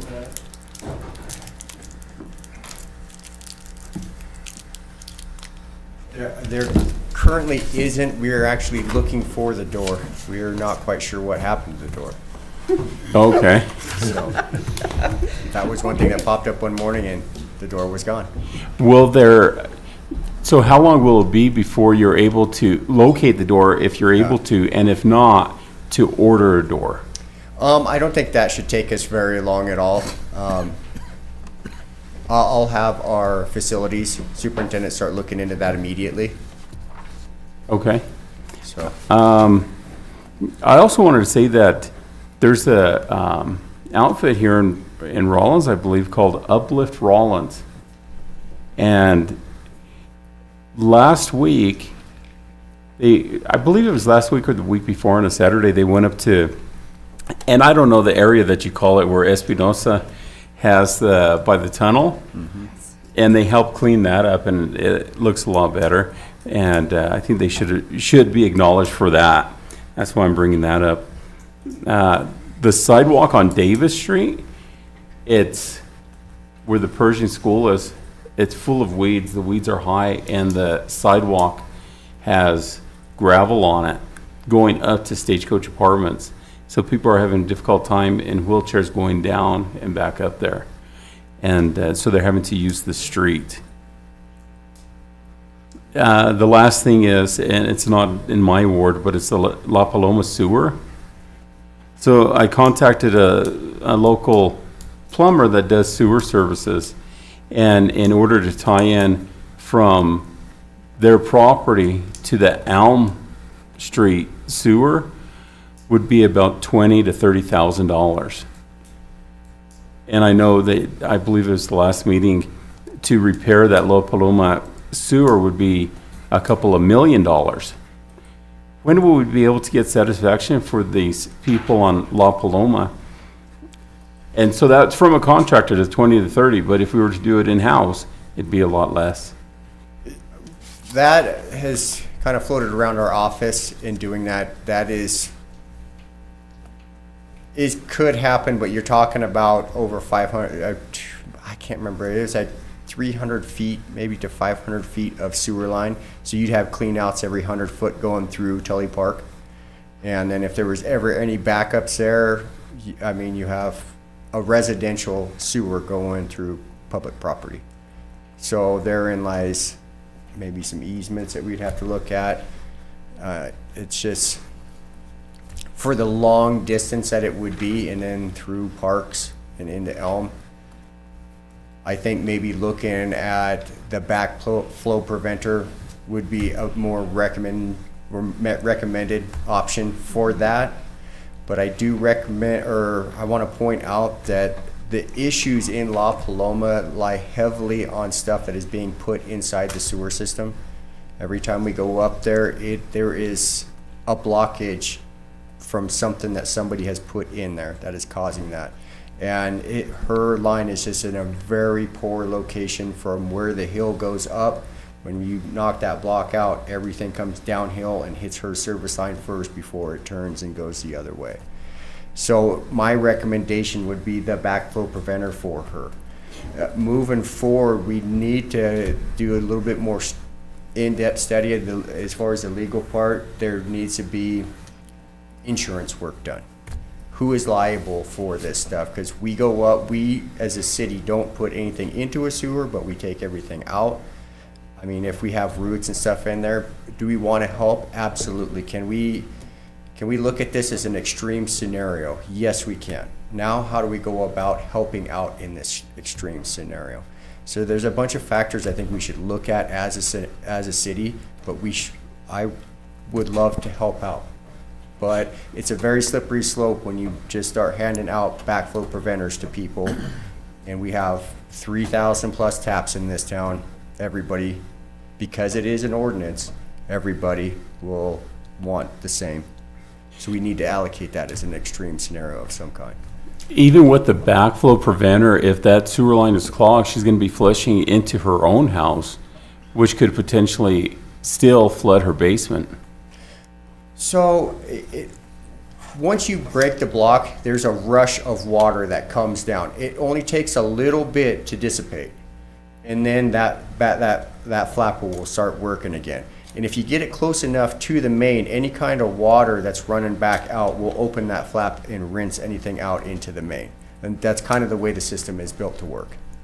We got to get that lady some satisfaction, though. I mean, 15 times for it to be overflowing, we need to do something. And now it's already been more than 4 weeks, I believe, since she brought it to our attention. So we need to do something. And I don't know how you would be able to do that, if we could put that to vote on it or what, but we need to do something for them, because if not, their sewer is continue backing up. So I drove by that street, and when it comes down right in front of her house is when it flattens out. Yeah, so if we get a blockage of some kind that's uphill, that blockage will basically stop the pipe up all the way up the hill. And when we run it from the bottom up, we go through it, and it runs all the water that we're pushing up, and it takes the blockage out, and then you get a large rush of water come down the main and hit that corner where her service line is. And for that brief moment of all that water coming down, that's when her line gets hit the hardest. So her house isn't on the corner, hers is 2 houses up from the corner, I believe. So maybe we can do something next meeting. I mean, we got to do something for her. Councilmember Sanger had his hand up first. So by ordinance, we can't. We cannot, if I'm correct on this, right, Lynn? We cannot install something for a private individual. We can clean the line, but we can't install something for her, because then you have to do it for everyone. Anybody has a complaint, you have to do that. You would have to then go, if they say, well, you know, it stopped up. My daughter lives on the corner up there, all the way up, with the turn, and it goes up the hill. She lives right there. She would then come and say, okay, I want you to do the same thing to my house. Madam Mayor, if that is happening in people's houses and it's our neglect from the sewer. It's not our neglect, it's from what's being put in the sewer. We're not putting anything in the sewer.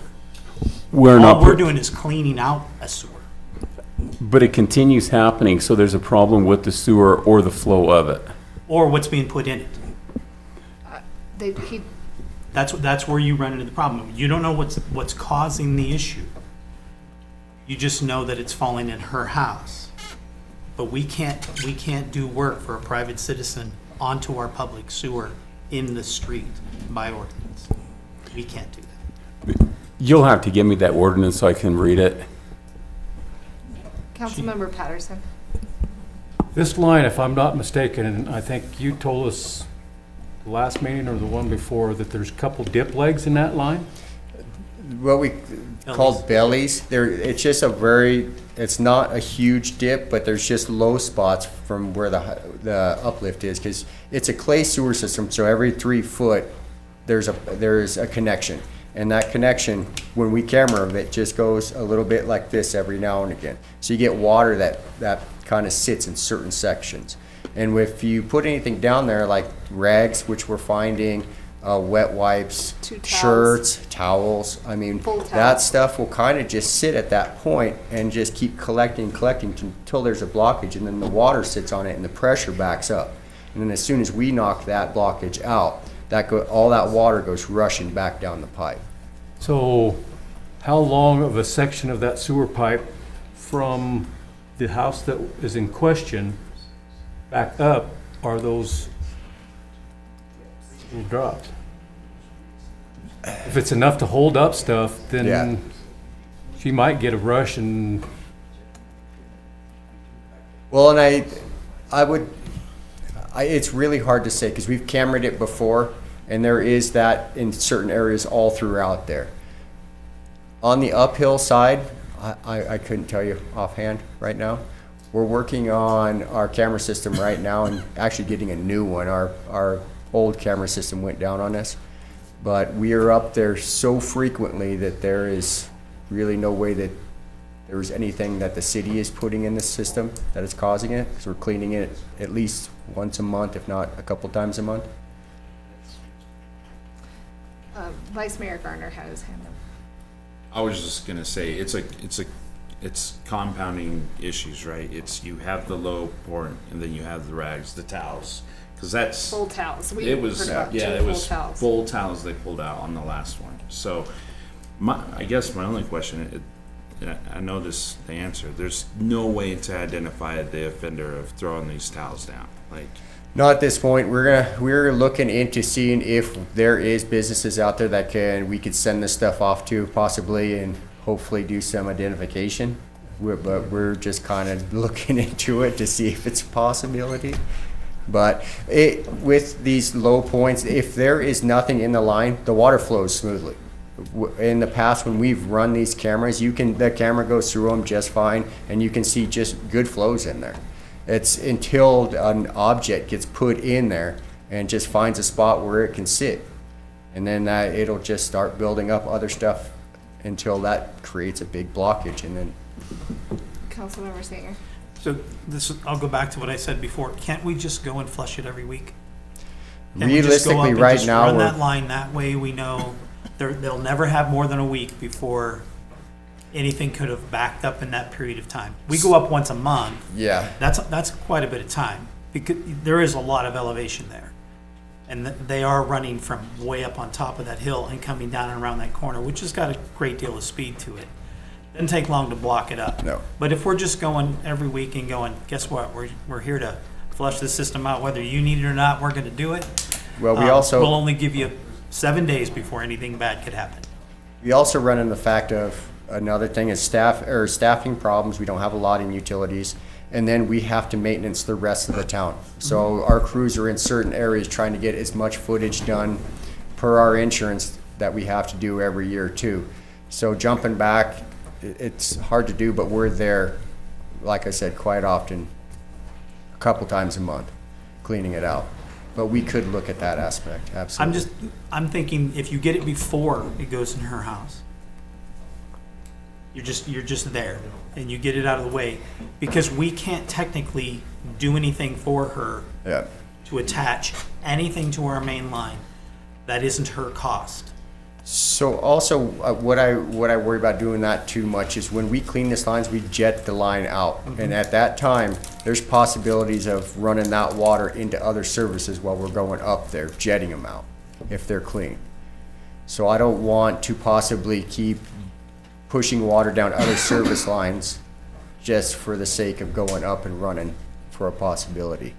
It's kind of for me, a slippery slope, but I can talk to our utilities guys and see if maybe we can do it once every other week and let the neighbors know, maybe a set schedule so people know that it's coming. Maybe they can do something to help block off their drains.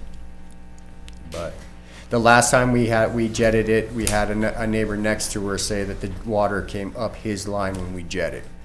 That's why I say that. And he had a burst of, well, not the cleanest water, but it was cleaner because it was from our sewer jet coming to his basement.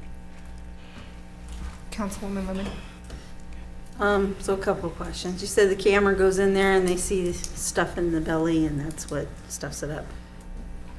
Can you map where that's at so you have an idea of what houses it possibly could be?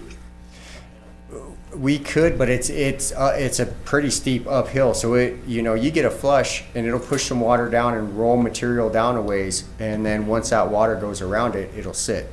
It's very hard to tell where this is coming from. Okay, so the second thing would be, we have the addresses of everybody along that pipe, right? Yeah. So we could send them a letter from the city telling them this is a problem. This is the problem it's causing. And if you're doing it, stop it. Or reminder letter, yeah. In a nice, wonderful tone. He is very good at that. Yeah. Myra's very good about putting out yearly But a personal notices letter on what not to to put in. those addresses Yeah. may make more of an impact than just. And that's definitely something we can look at. It's just going and putting door hangers on everybody to just be more cautious of what we're putting in there, because you could be hurting your neighbor's house. And eventually your own if it, destroys the pipe to that extent. That, How big is that main line going down that road? What size? I believe it's an 8. 8? Mike, So, 6 or 8? I think it's a 6.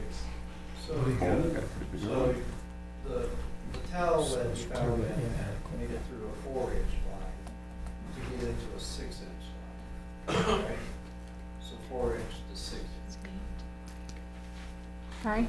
It did plug in the 4-inch. You'll have to come up to the mic, sorry.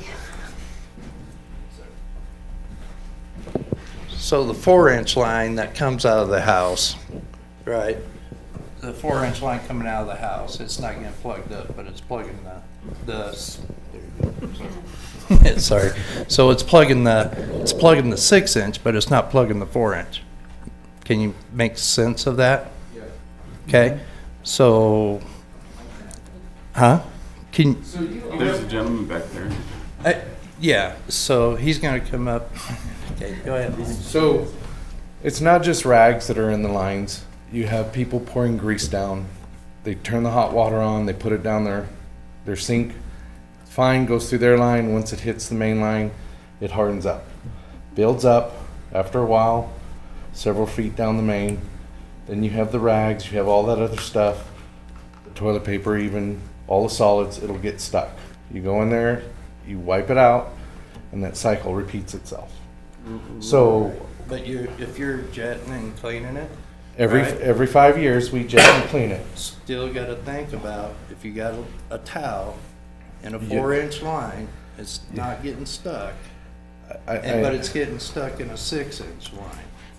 So that's just saying there's more difficulty going on than what we're thinking. It's not just one scene. But it's not just, Right. there's, I mean, But it has to make that 4-inch. We've pulled out toys, we pulled out squirrels, we pulled out cats. We have to. So, I mean, it's, in this particular area, that line goes all the way up La Paloma to that dead end. The only flow is from those houses. So if everybody's showering, taking that time, that's when the flow comes through. Sometimes it's only throughout the day, you get it, it'll go and it'll move it and it'll get to a certain point and then all that solid starts to build up. It, like he says, it's a clay line. It has its bellies. So when that flow is not flowing, the solids sit there. It doesn't flow. After a while, they build up, and there's not enough flow to push it. And then once it's there, it clogs it up. Then it builds up. Sometimes the head pressure will flush it out. Sometimes it doesn't. So what we need to do is. What will need to happen is that whole area, I mean, the whole area is you have to dig up the road, replace the line all at one time. Right, and then another thing that we need to change is when we're called out to do a sewer line, right? And we're recommended to put in clean outs, right, double clean out, but we should put in our rules for us doing, a contractor doing that, we should be putting in there, add the backflow preventer, right? That's a must, right? So as we're going forward, that it don't happen to the other people that we go out there and fix their sewer line, that if we can put it into the rules, that we contractors have to put that backflow preventer in for our people. Okay. Right, so if we can change that. Yep. Thank you. All Thank you, right. guys. Let's move on to, there is no unfinished business. We'll move down to new business. And that's to approve a 24-hour catering permit for the Rifleman. Councilmember Sanger. I move to approve a 24-hour catering permit for the Rifleman Club Bar LLC doing business as Rifleman Club Bar, liquor license number 59 to cater the What Fest being held in the town of Saratoga, Wyoming on Friday, July 25th through Saturday, July 26th, 2025. This is a catering permit for malt beverage only. Second. All right, the motion's been made and seconded to approve the 24-hour catering permit for the Rifleman Club and Bar. Any discussion? Councilwoman Lumen? Is it fest or fast? Fest. Best. It Should, says yeah, it should be. Yeah, fast Festy. Yeah, on well, the sheet. What fest? You mean On the FST? sheet, it What says Fest? What Fest. Oh, In there's an here it A says at what- the other one, I'm sorry, it's an E. Okay, Okay, sorry. just It's a fest. what fast? Any other discussion? Not me anymore. Lynn, will you open online voting, please? Online voting is open.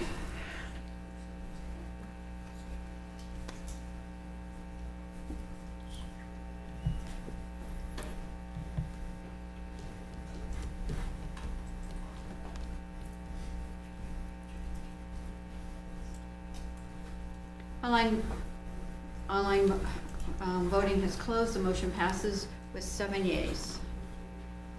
Okay, moving down to approve the City of Rawlins cash management and investment policy. Councilwoman Lumen? Move to approve the City of Rawlins cash management and investment policy as presented, effective July 16th, 2025. Second. All right, the motion's been made and seconded to approve the City of Rawlins cash management and investment policy as presented. Any discussion? Councilmember Sanger. So Tom, the investment policy, as I've already said, it is really, really well written. What is the strategy now for how we're going to break down by percentage what's completely liquid, what's semi-liquid, what is making lots of money, and what is making huge amounts of money, if that actually exists? Madam Mayor, Councilman Sanger, so our strategy here now obviously is implementation of this policy since we have the policy. We started with that, with the work session at the last meeting within the PowerPoint. In that, we are looking at 3 different investment pools to put things into. We still need to break down the funded depreciation that could be like longer term emergency funds. We are still working on that formulation of that. We are close. As part of that, we are going to implement a new banking structure that will support this with a sweep account and a repurchase account. And all of that's just going to take some time to get that into place at the banks and to get that operational. We will bring to council at the August 5th meeting the council to see exactly where we want to put those funds and our estimated yield on that. Okay. Any other discussion? I know we talked about this at length at our last work session. Mhm. All right, Lynn, will you open online voting, please? Online voting is open.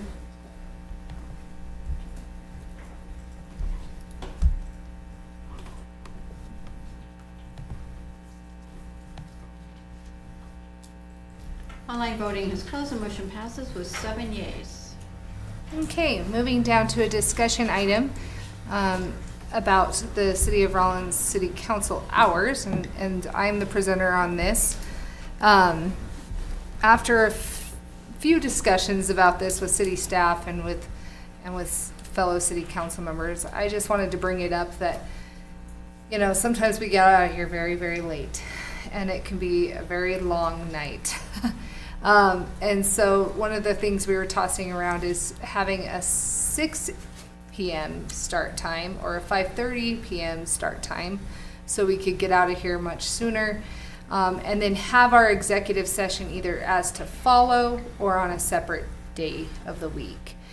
So I wanted to just get your guys' opinions on this, and Vice Mayor Garner. Not the executive session, right? The work sessions. I'm sorry, not the executive Okay. session. I meant the work session, yes. No, I just Sorry. wanted to clarify that, so. Yeah, thank you for clarifying.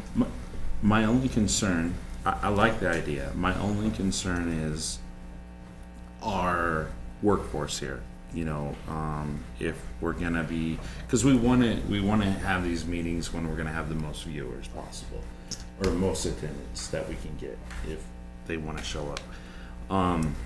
So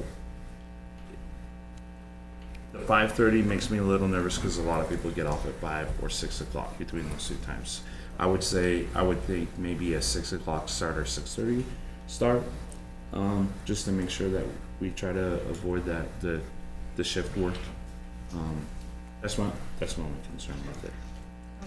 I believe why we went with the 7:30 originally is because anyone wanting to come to the meeting could be home and had their families took care of them and everything in time to come to the meetings. I mean, a lot of people get out 5:30 or so, and they get around and get their families together so they can come to the meeting. Just council, I mean people in the audience Yeah. too. So, What year was this put into the? It was put in. It was last amended in 1995. I don't know what changes were made, so we'll have to do some research into what the progressive changes. Originally, it was enacted in 1983. Okay. Some changes, well, actually, I'm seeing some from 77. Long time ago. Yeah, So we wouldn't know several what their idea was when they Yeah, I do know wrote the it. county commissioners meet during the day on Tuesdays. So, I mean, there are other governmental agencies, and that's most county commissions across the state. Yeah. Okay. Council members Sanger? So you have a start time. You can also have an end time. You Yes. can say your meeting's done at this point. Whatever's not done on your agenda moves to your next agenda. That's done as well. So then you can just say it stops at this point. Sure. You're done that way too. Any other thoughts? So I'm looking at the city, just doing a quick Google. City of Casper, city council meetings, also a same type of government. Regular meetings occur first and third Tuesdays at 6 p.m., preceded by a pre-meeting. Work sessions are held on the second and fourth Tuesdays at 4:30 p.m.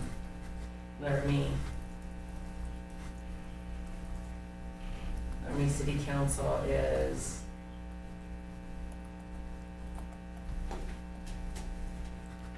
well. So I guess the summary is, without digging into what everybody does and wasting everybody's time, is we can do it however we want based on. So the way they formulated it in 1977 and revised it in the 90s, it was revised due to the considerations then necessary or that matter to council. If it is at, the 7:30 start time is maintained, that does allow people to go home and get things done. On the other hand, people go home after work and finally 7:30 rolls around, they already put their, their lounge pants on. I don't want to put my other pants back on. So That's how I there's, feel. There's the both sides of the coin. As far as staff, the primary staff, we're usually here all day anyway. That lag of going home between 5 to 7:30, we're here anyway. So we're not going anywhere. It extends the day. There are opportunities to view from streaming with YouTube, and we're not present in the 90s. Yeah. So there are other ways for participation or to stay involved. Alternatively, at that time, there was a public access channel, and so that's what the cameras were set up to do. Vice Mayor? One other thing, I don't know if it pertains to this, but maybe adding an adjustment to our schedule, just that's a permanent adjustment for the I'm so sorry. It's the police night out, the barbecue. Yeah. Because it's always the day that we have a council meeting. And so what I like about changing it is then these, the staff that has to come here, they don't get to stay and enjoy the whole thing with their friends and families. They got to come here. And I think it would be great if they could enjoy it. Maybe we move it to that Wednesday or just that one adjustment for our permanent schedule. So that leads to my question. Legally, do we have to have a time? Well, because they are regularly scheduled, yes. It's always you can change whatever day you want it. But could there be wording in the ordinance that says the time as established by the council, rather than, because right now we are locked into this because this is into our municipal code. If we changed it to, according to, we're going to have it on those days, but the time will be in the evening. I don't know, make it more general so it could be changed or moved. Right, this is part of the Open Meetings Act, and so we do need to have, in regard to regularly scheduled meetings or at a set time, we do have that flexibility by being able to establish by ordinance what that is. It only takes three meetings or 3 hearings to pass that. And with that, we would get public comment. So if there was anybody that is concerned about having, let's say we do a 6 p.m. start time, if we have people that are concerned, they can come and discuss it with us during public comment. And if they don't get there right at 6, it is on there forever. So they can always look it up after the meeting and watch it. Councilmember Singer? So we don't, because they're already set and they have a start time and an exact start time, we don't even have to send out notification that we're having this meeting. Anytime you're going to move that, you have to do that. Then you have extra work that all the goes time. with it. Yeah. Well, we don't. Lynn does. She would have a ton of extra work she has to do as far as that goes. So as long as it's a stated time, she doesn't have to go through any of that stuff. When we stop doing that, then we have a whole different. I have heard feedback from some citizens that they don't want to come at 7:30. It is late. It is a hard time for people to come into a meeting, especially in the winter. I don't know about you guys. Summer, it feels a little more natural, but in the winter, it's pitch black. It's pitch black when you're going in, pitch black when you're going out. So, Councilmember Seelon. The only problem with that, if you're going to move your work session, then you're going to have meetings 4 nights a month. Well, and you can make it where you have the work session just immediately to follow the meeting as well. Then you're staying out tonight, still. But if you don't have a work session, then you're out of there quicker. Pretty well we always do, for some reason. But anyway. Councilmember Patterson? Me personally, I mean, I'm open to anything, because I'm not, like most people, I don't have a job. I'm retired, so any time is good. But if I was a working person, had a job, I would like the hour of 6:30 a little bit better, because people that are 9 to 5ers can go home, get some dinner, and then they can come to the meeting 6:30. 6:30 I think that's sufficient time, and that's an hour earlier than we start now. And so might get out of here an hour earlier, or way it can go an hour later, but I don't know. You never know. Vice Mayor Garner? With that starting at 6, you know, they might show up at 6, but they might not talk until, like, right now it's 7:30, and we just went through the City of Rawlins cash management investment policy. To finally get to that talking point, it's 8:30, so they sat for an hour and 15 minutes. Well, you know, sometimes it's way past when those talking points come up, and they have to sit there that whole entire time waiting. Yeah. Because it's not just public comment, you know, the public comment's right away, but I do like the idea of earlier. Just I'd support it if we moved it up to 6. Councilmember? I'm also with Councilman Patterson. I'm good with any time. I just need to have it structured, you know, that we're going to have it, you know, and also to include the executive session after the meeting instead of having another date. I said executive session earlier too. I made the same mistake. Are you talking about the work session? The work session, I'm good Yeah. with any time. I just need to have it structured for me. Oh, yeah, absolutely. Okay, do we have kind of a consensus that we're all okay adjusting the time frame? We can always adjust the time, we can get into the nitty-gritty of the time when we start the process for an ordinance change. Okay? Agreed. All right. Thank you for having that. Oh, Councilmember. As for guidance from council, is this something that you would like me to begin working on and present Absolutely. at a certain date? Because it will take 3 readings for it to go through. I accidentally said the word hearings, readings, for this to go through. When would you like this to be some proposal? How long do you think it would take? To prepare something? It's Yeah. a very short paragraph. So by the next meeting, maybe? I can absolutely do that. Great.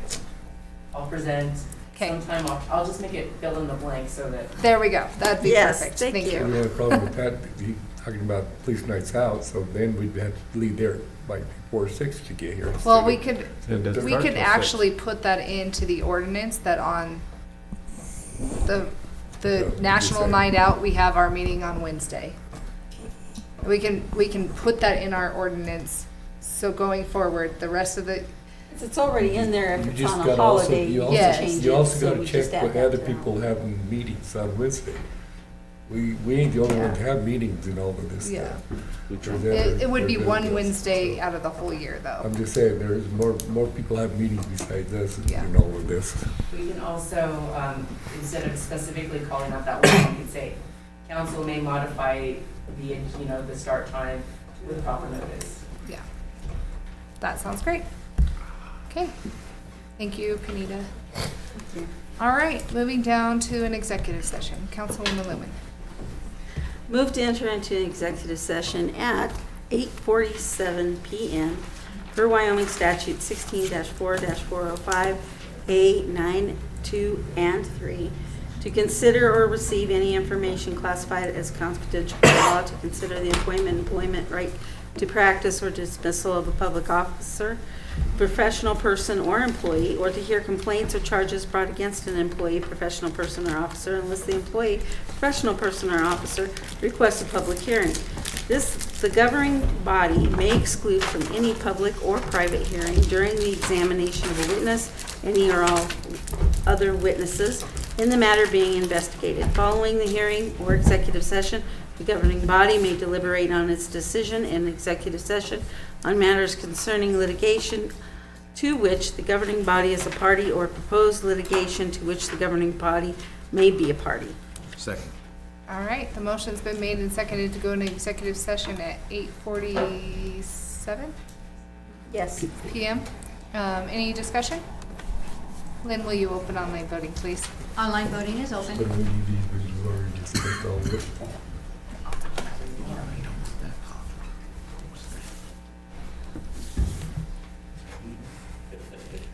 Online voting is closed. The motion passes with 7 yeas. Good job.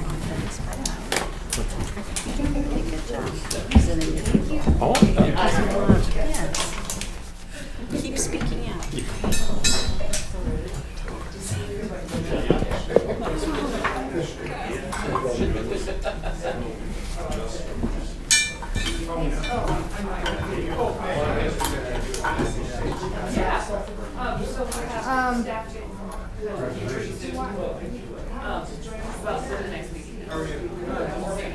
That's here too. I'll send you a copy.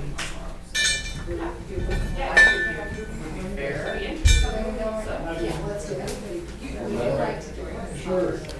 Absolutely.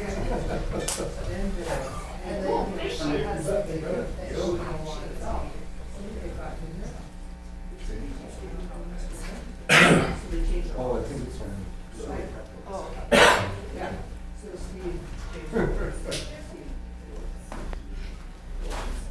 So I gave some. How are you? Every year. Good, yourself? Yeah, I haven't seen you in a while. Yeah. When they said they wanted at 9 o'clock in the morning, or 11 o'clock at night. A little bit of a walk from the house. Go, downstairs. So I kind of recapped, like, How are you, man? responsibility. Better. you know, Good. I wasn't every day. Okay. So we were waiting to hear if the pre-treatment was back up, because when I was in there on the 3rd, we were dealing with that other issue. What is the what? Weekend, and so it was kind of. Who are you talking about? We had come up with it. Cassidy? Well, it was, but then it's not me, it's Parks. I've been Yeah, in so there. that I kind of outlined that. And Last summer. so, yeah, so I was waiting, we set the hours, but I took the biggest thing was that we were gonna turn on. Well, you had like hours, so you're ready. So I just put in there, so right now the timer is set. He's on 11 to 6. From your house, where is he? So we did shut off 3 hours I a thought day, he was and that happened yesterday. And I don't We were know, standing there. I just gave all the facts I figured out, I talked to everybody, I could, Myra and I talked. I would talk to the building. Yeah, so I said, now Myra, you advertise. I've been in it. That's why that came out. Yeah, yeah. What's he doing? Yeah.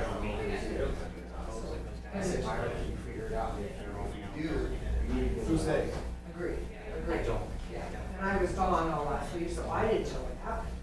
And then when Steve Yeah, I would talk to the building. Singer said, well, it was completely turned on 24/7, with no timer for a while.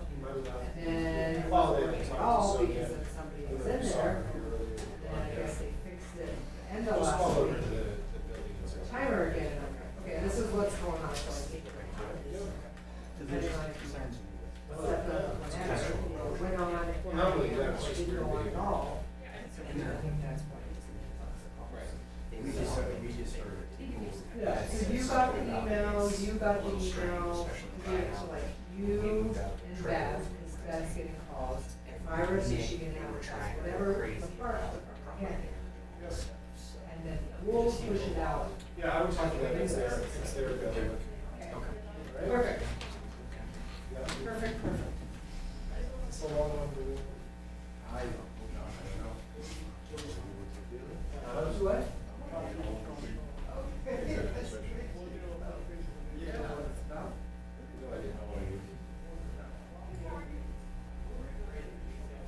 So what was the special? What was the special meeting, executive session of the 11th? They didn't do it.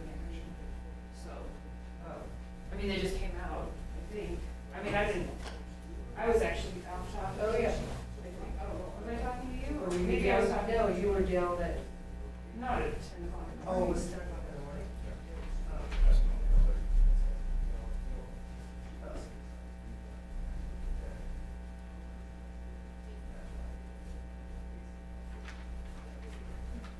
Let's go to our campground. Yes, please. I even have. I bought Fire, some I'd nut like lights. some better chairs, a fire pit, and a few other things added to the I'm office. sure I could put a requisition in for that, right? Yes, I do, I'll approve it.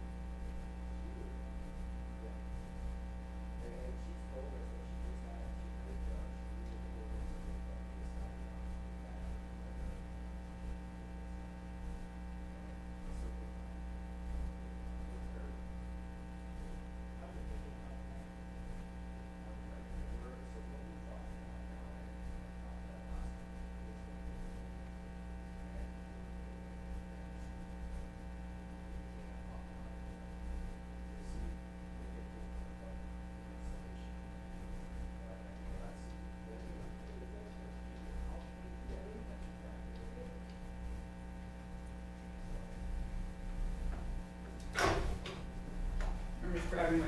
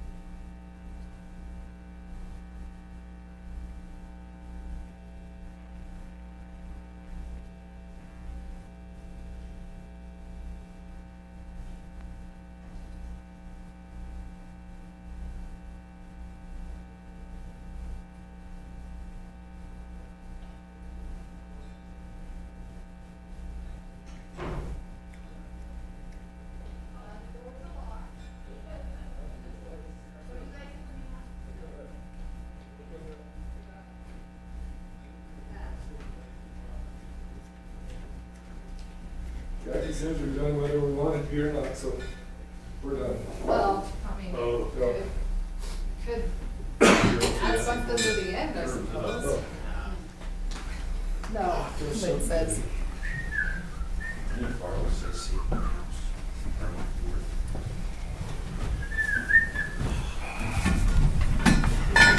To go home and This the is light. longer than I thought it would be. Ride my motorcycle out here. I passed him down the road.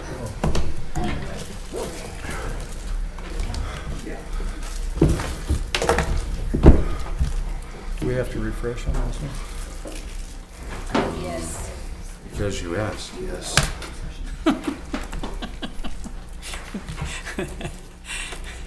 That's how it goes, isn't it?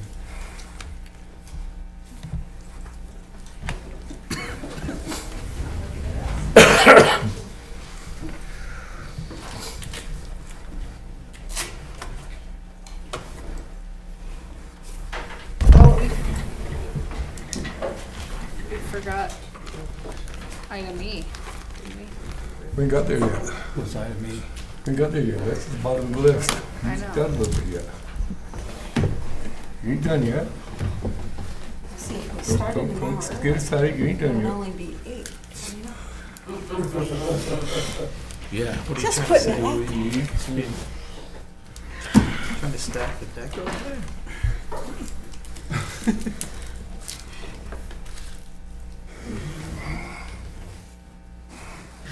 We're up here. It's hard to get down there.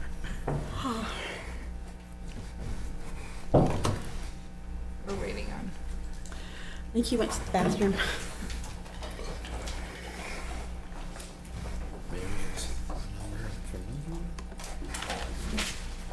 I thought Pam was in the back sleeping. I have to run with the cross-country team at 6:30 in the morning. Oh, is it? Don't go to bed. You like running way too much. I was gonna say, just the word run scared the heck out of me. Don't go to bed. I want you guys to know I officially lost my toenail last night. From that race. I don't think anybody needs to know that. And I'm gonna have the heebies and jeebies all night long. I'm probably gonna lose the second. Probably gonna have toenail yeah, pains yeah. all night long because of you.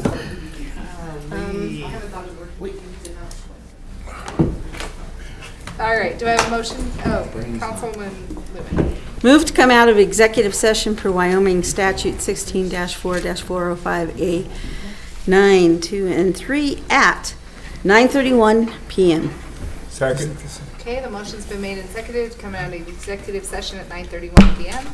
Any discussion? All right, Lynn, will you open online voting? Online voting is open.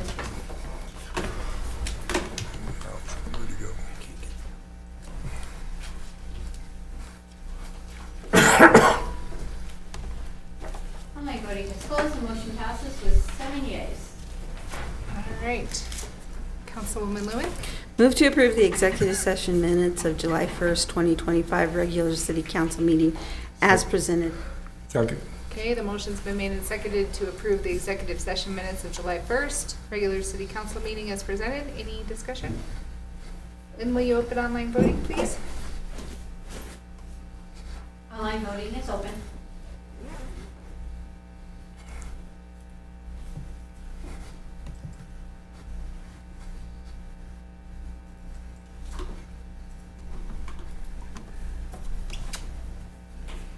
Online voting is closed. The motion passes with 7 yeas.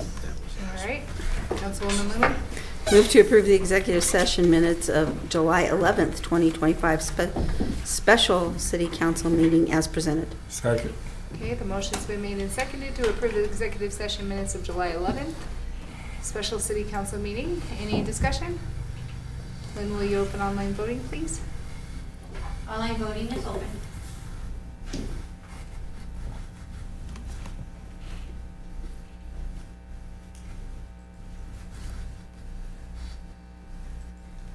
Online voting is closed. The motion passes with 7 yeas.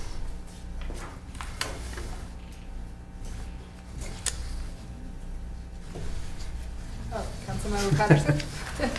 Make motion to move to approve and pay claim number GL2-57309 as presented. Second. All right, the motion's been made and second to approve pay claim GL 257309 as presented. Any discussion? What claim is this? I think it was discussed in executive session. Oh, Is that an executive session? Have we covered this? Claim number? You may cover this by number. No. Have was we it- covered it? It been covered. I don't know, I was not in executive session. We haven't? Well, that's why I'm not familiar with any of It was this. just discussed? Yeah, I'm sorry. Is that what the claim number? Yes.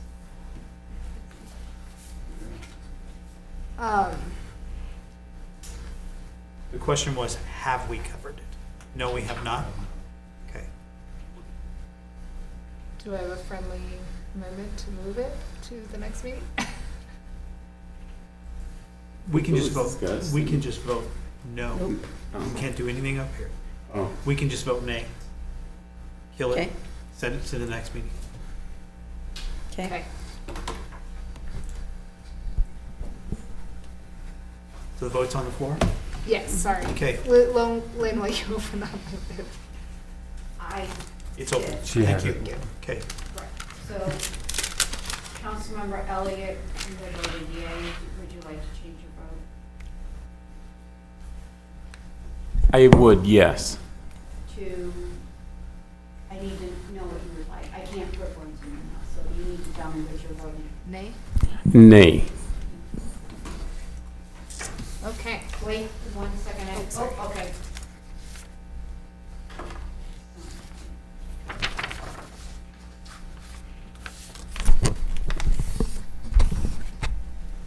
Okay, so online voting has closed, the motion passes.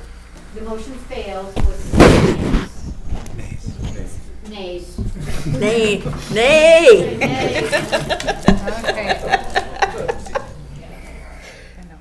You're tongue-tied. All right. Were there any objections for matters discussed in executive session? Okay.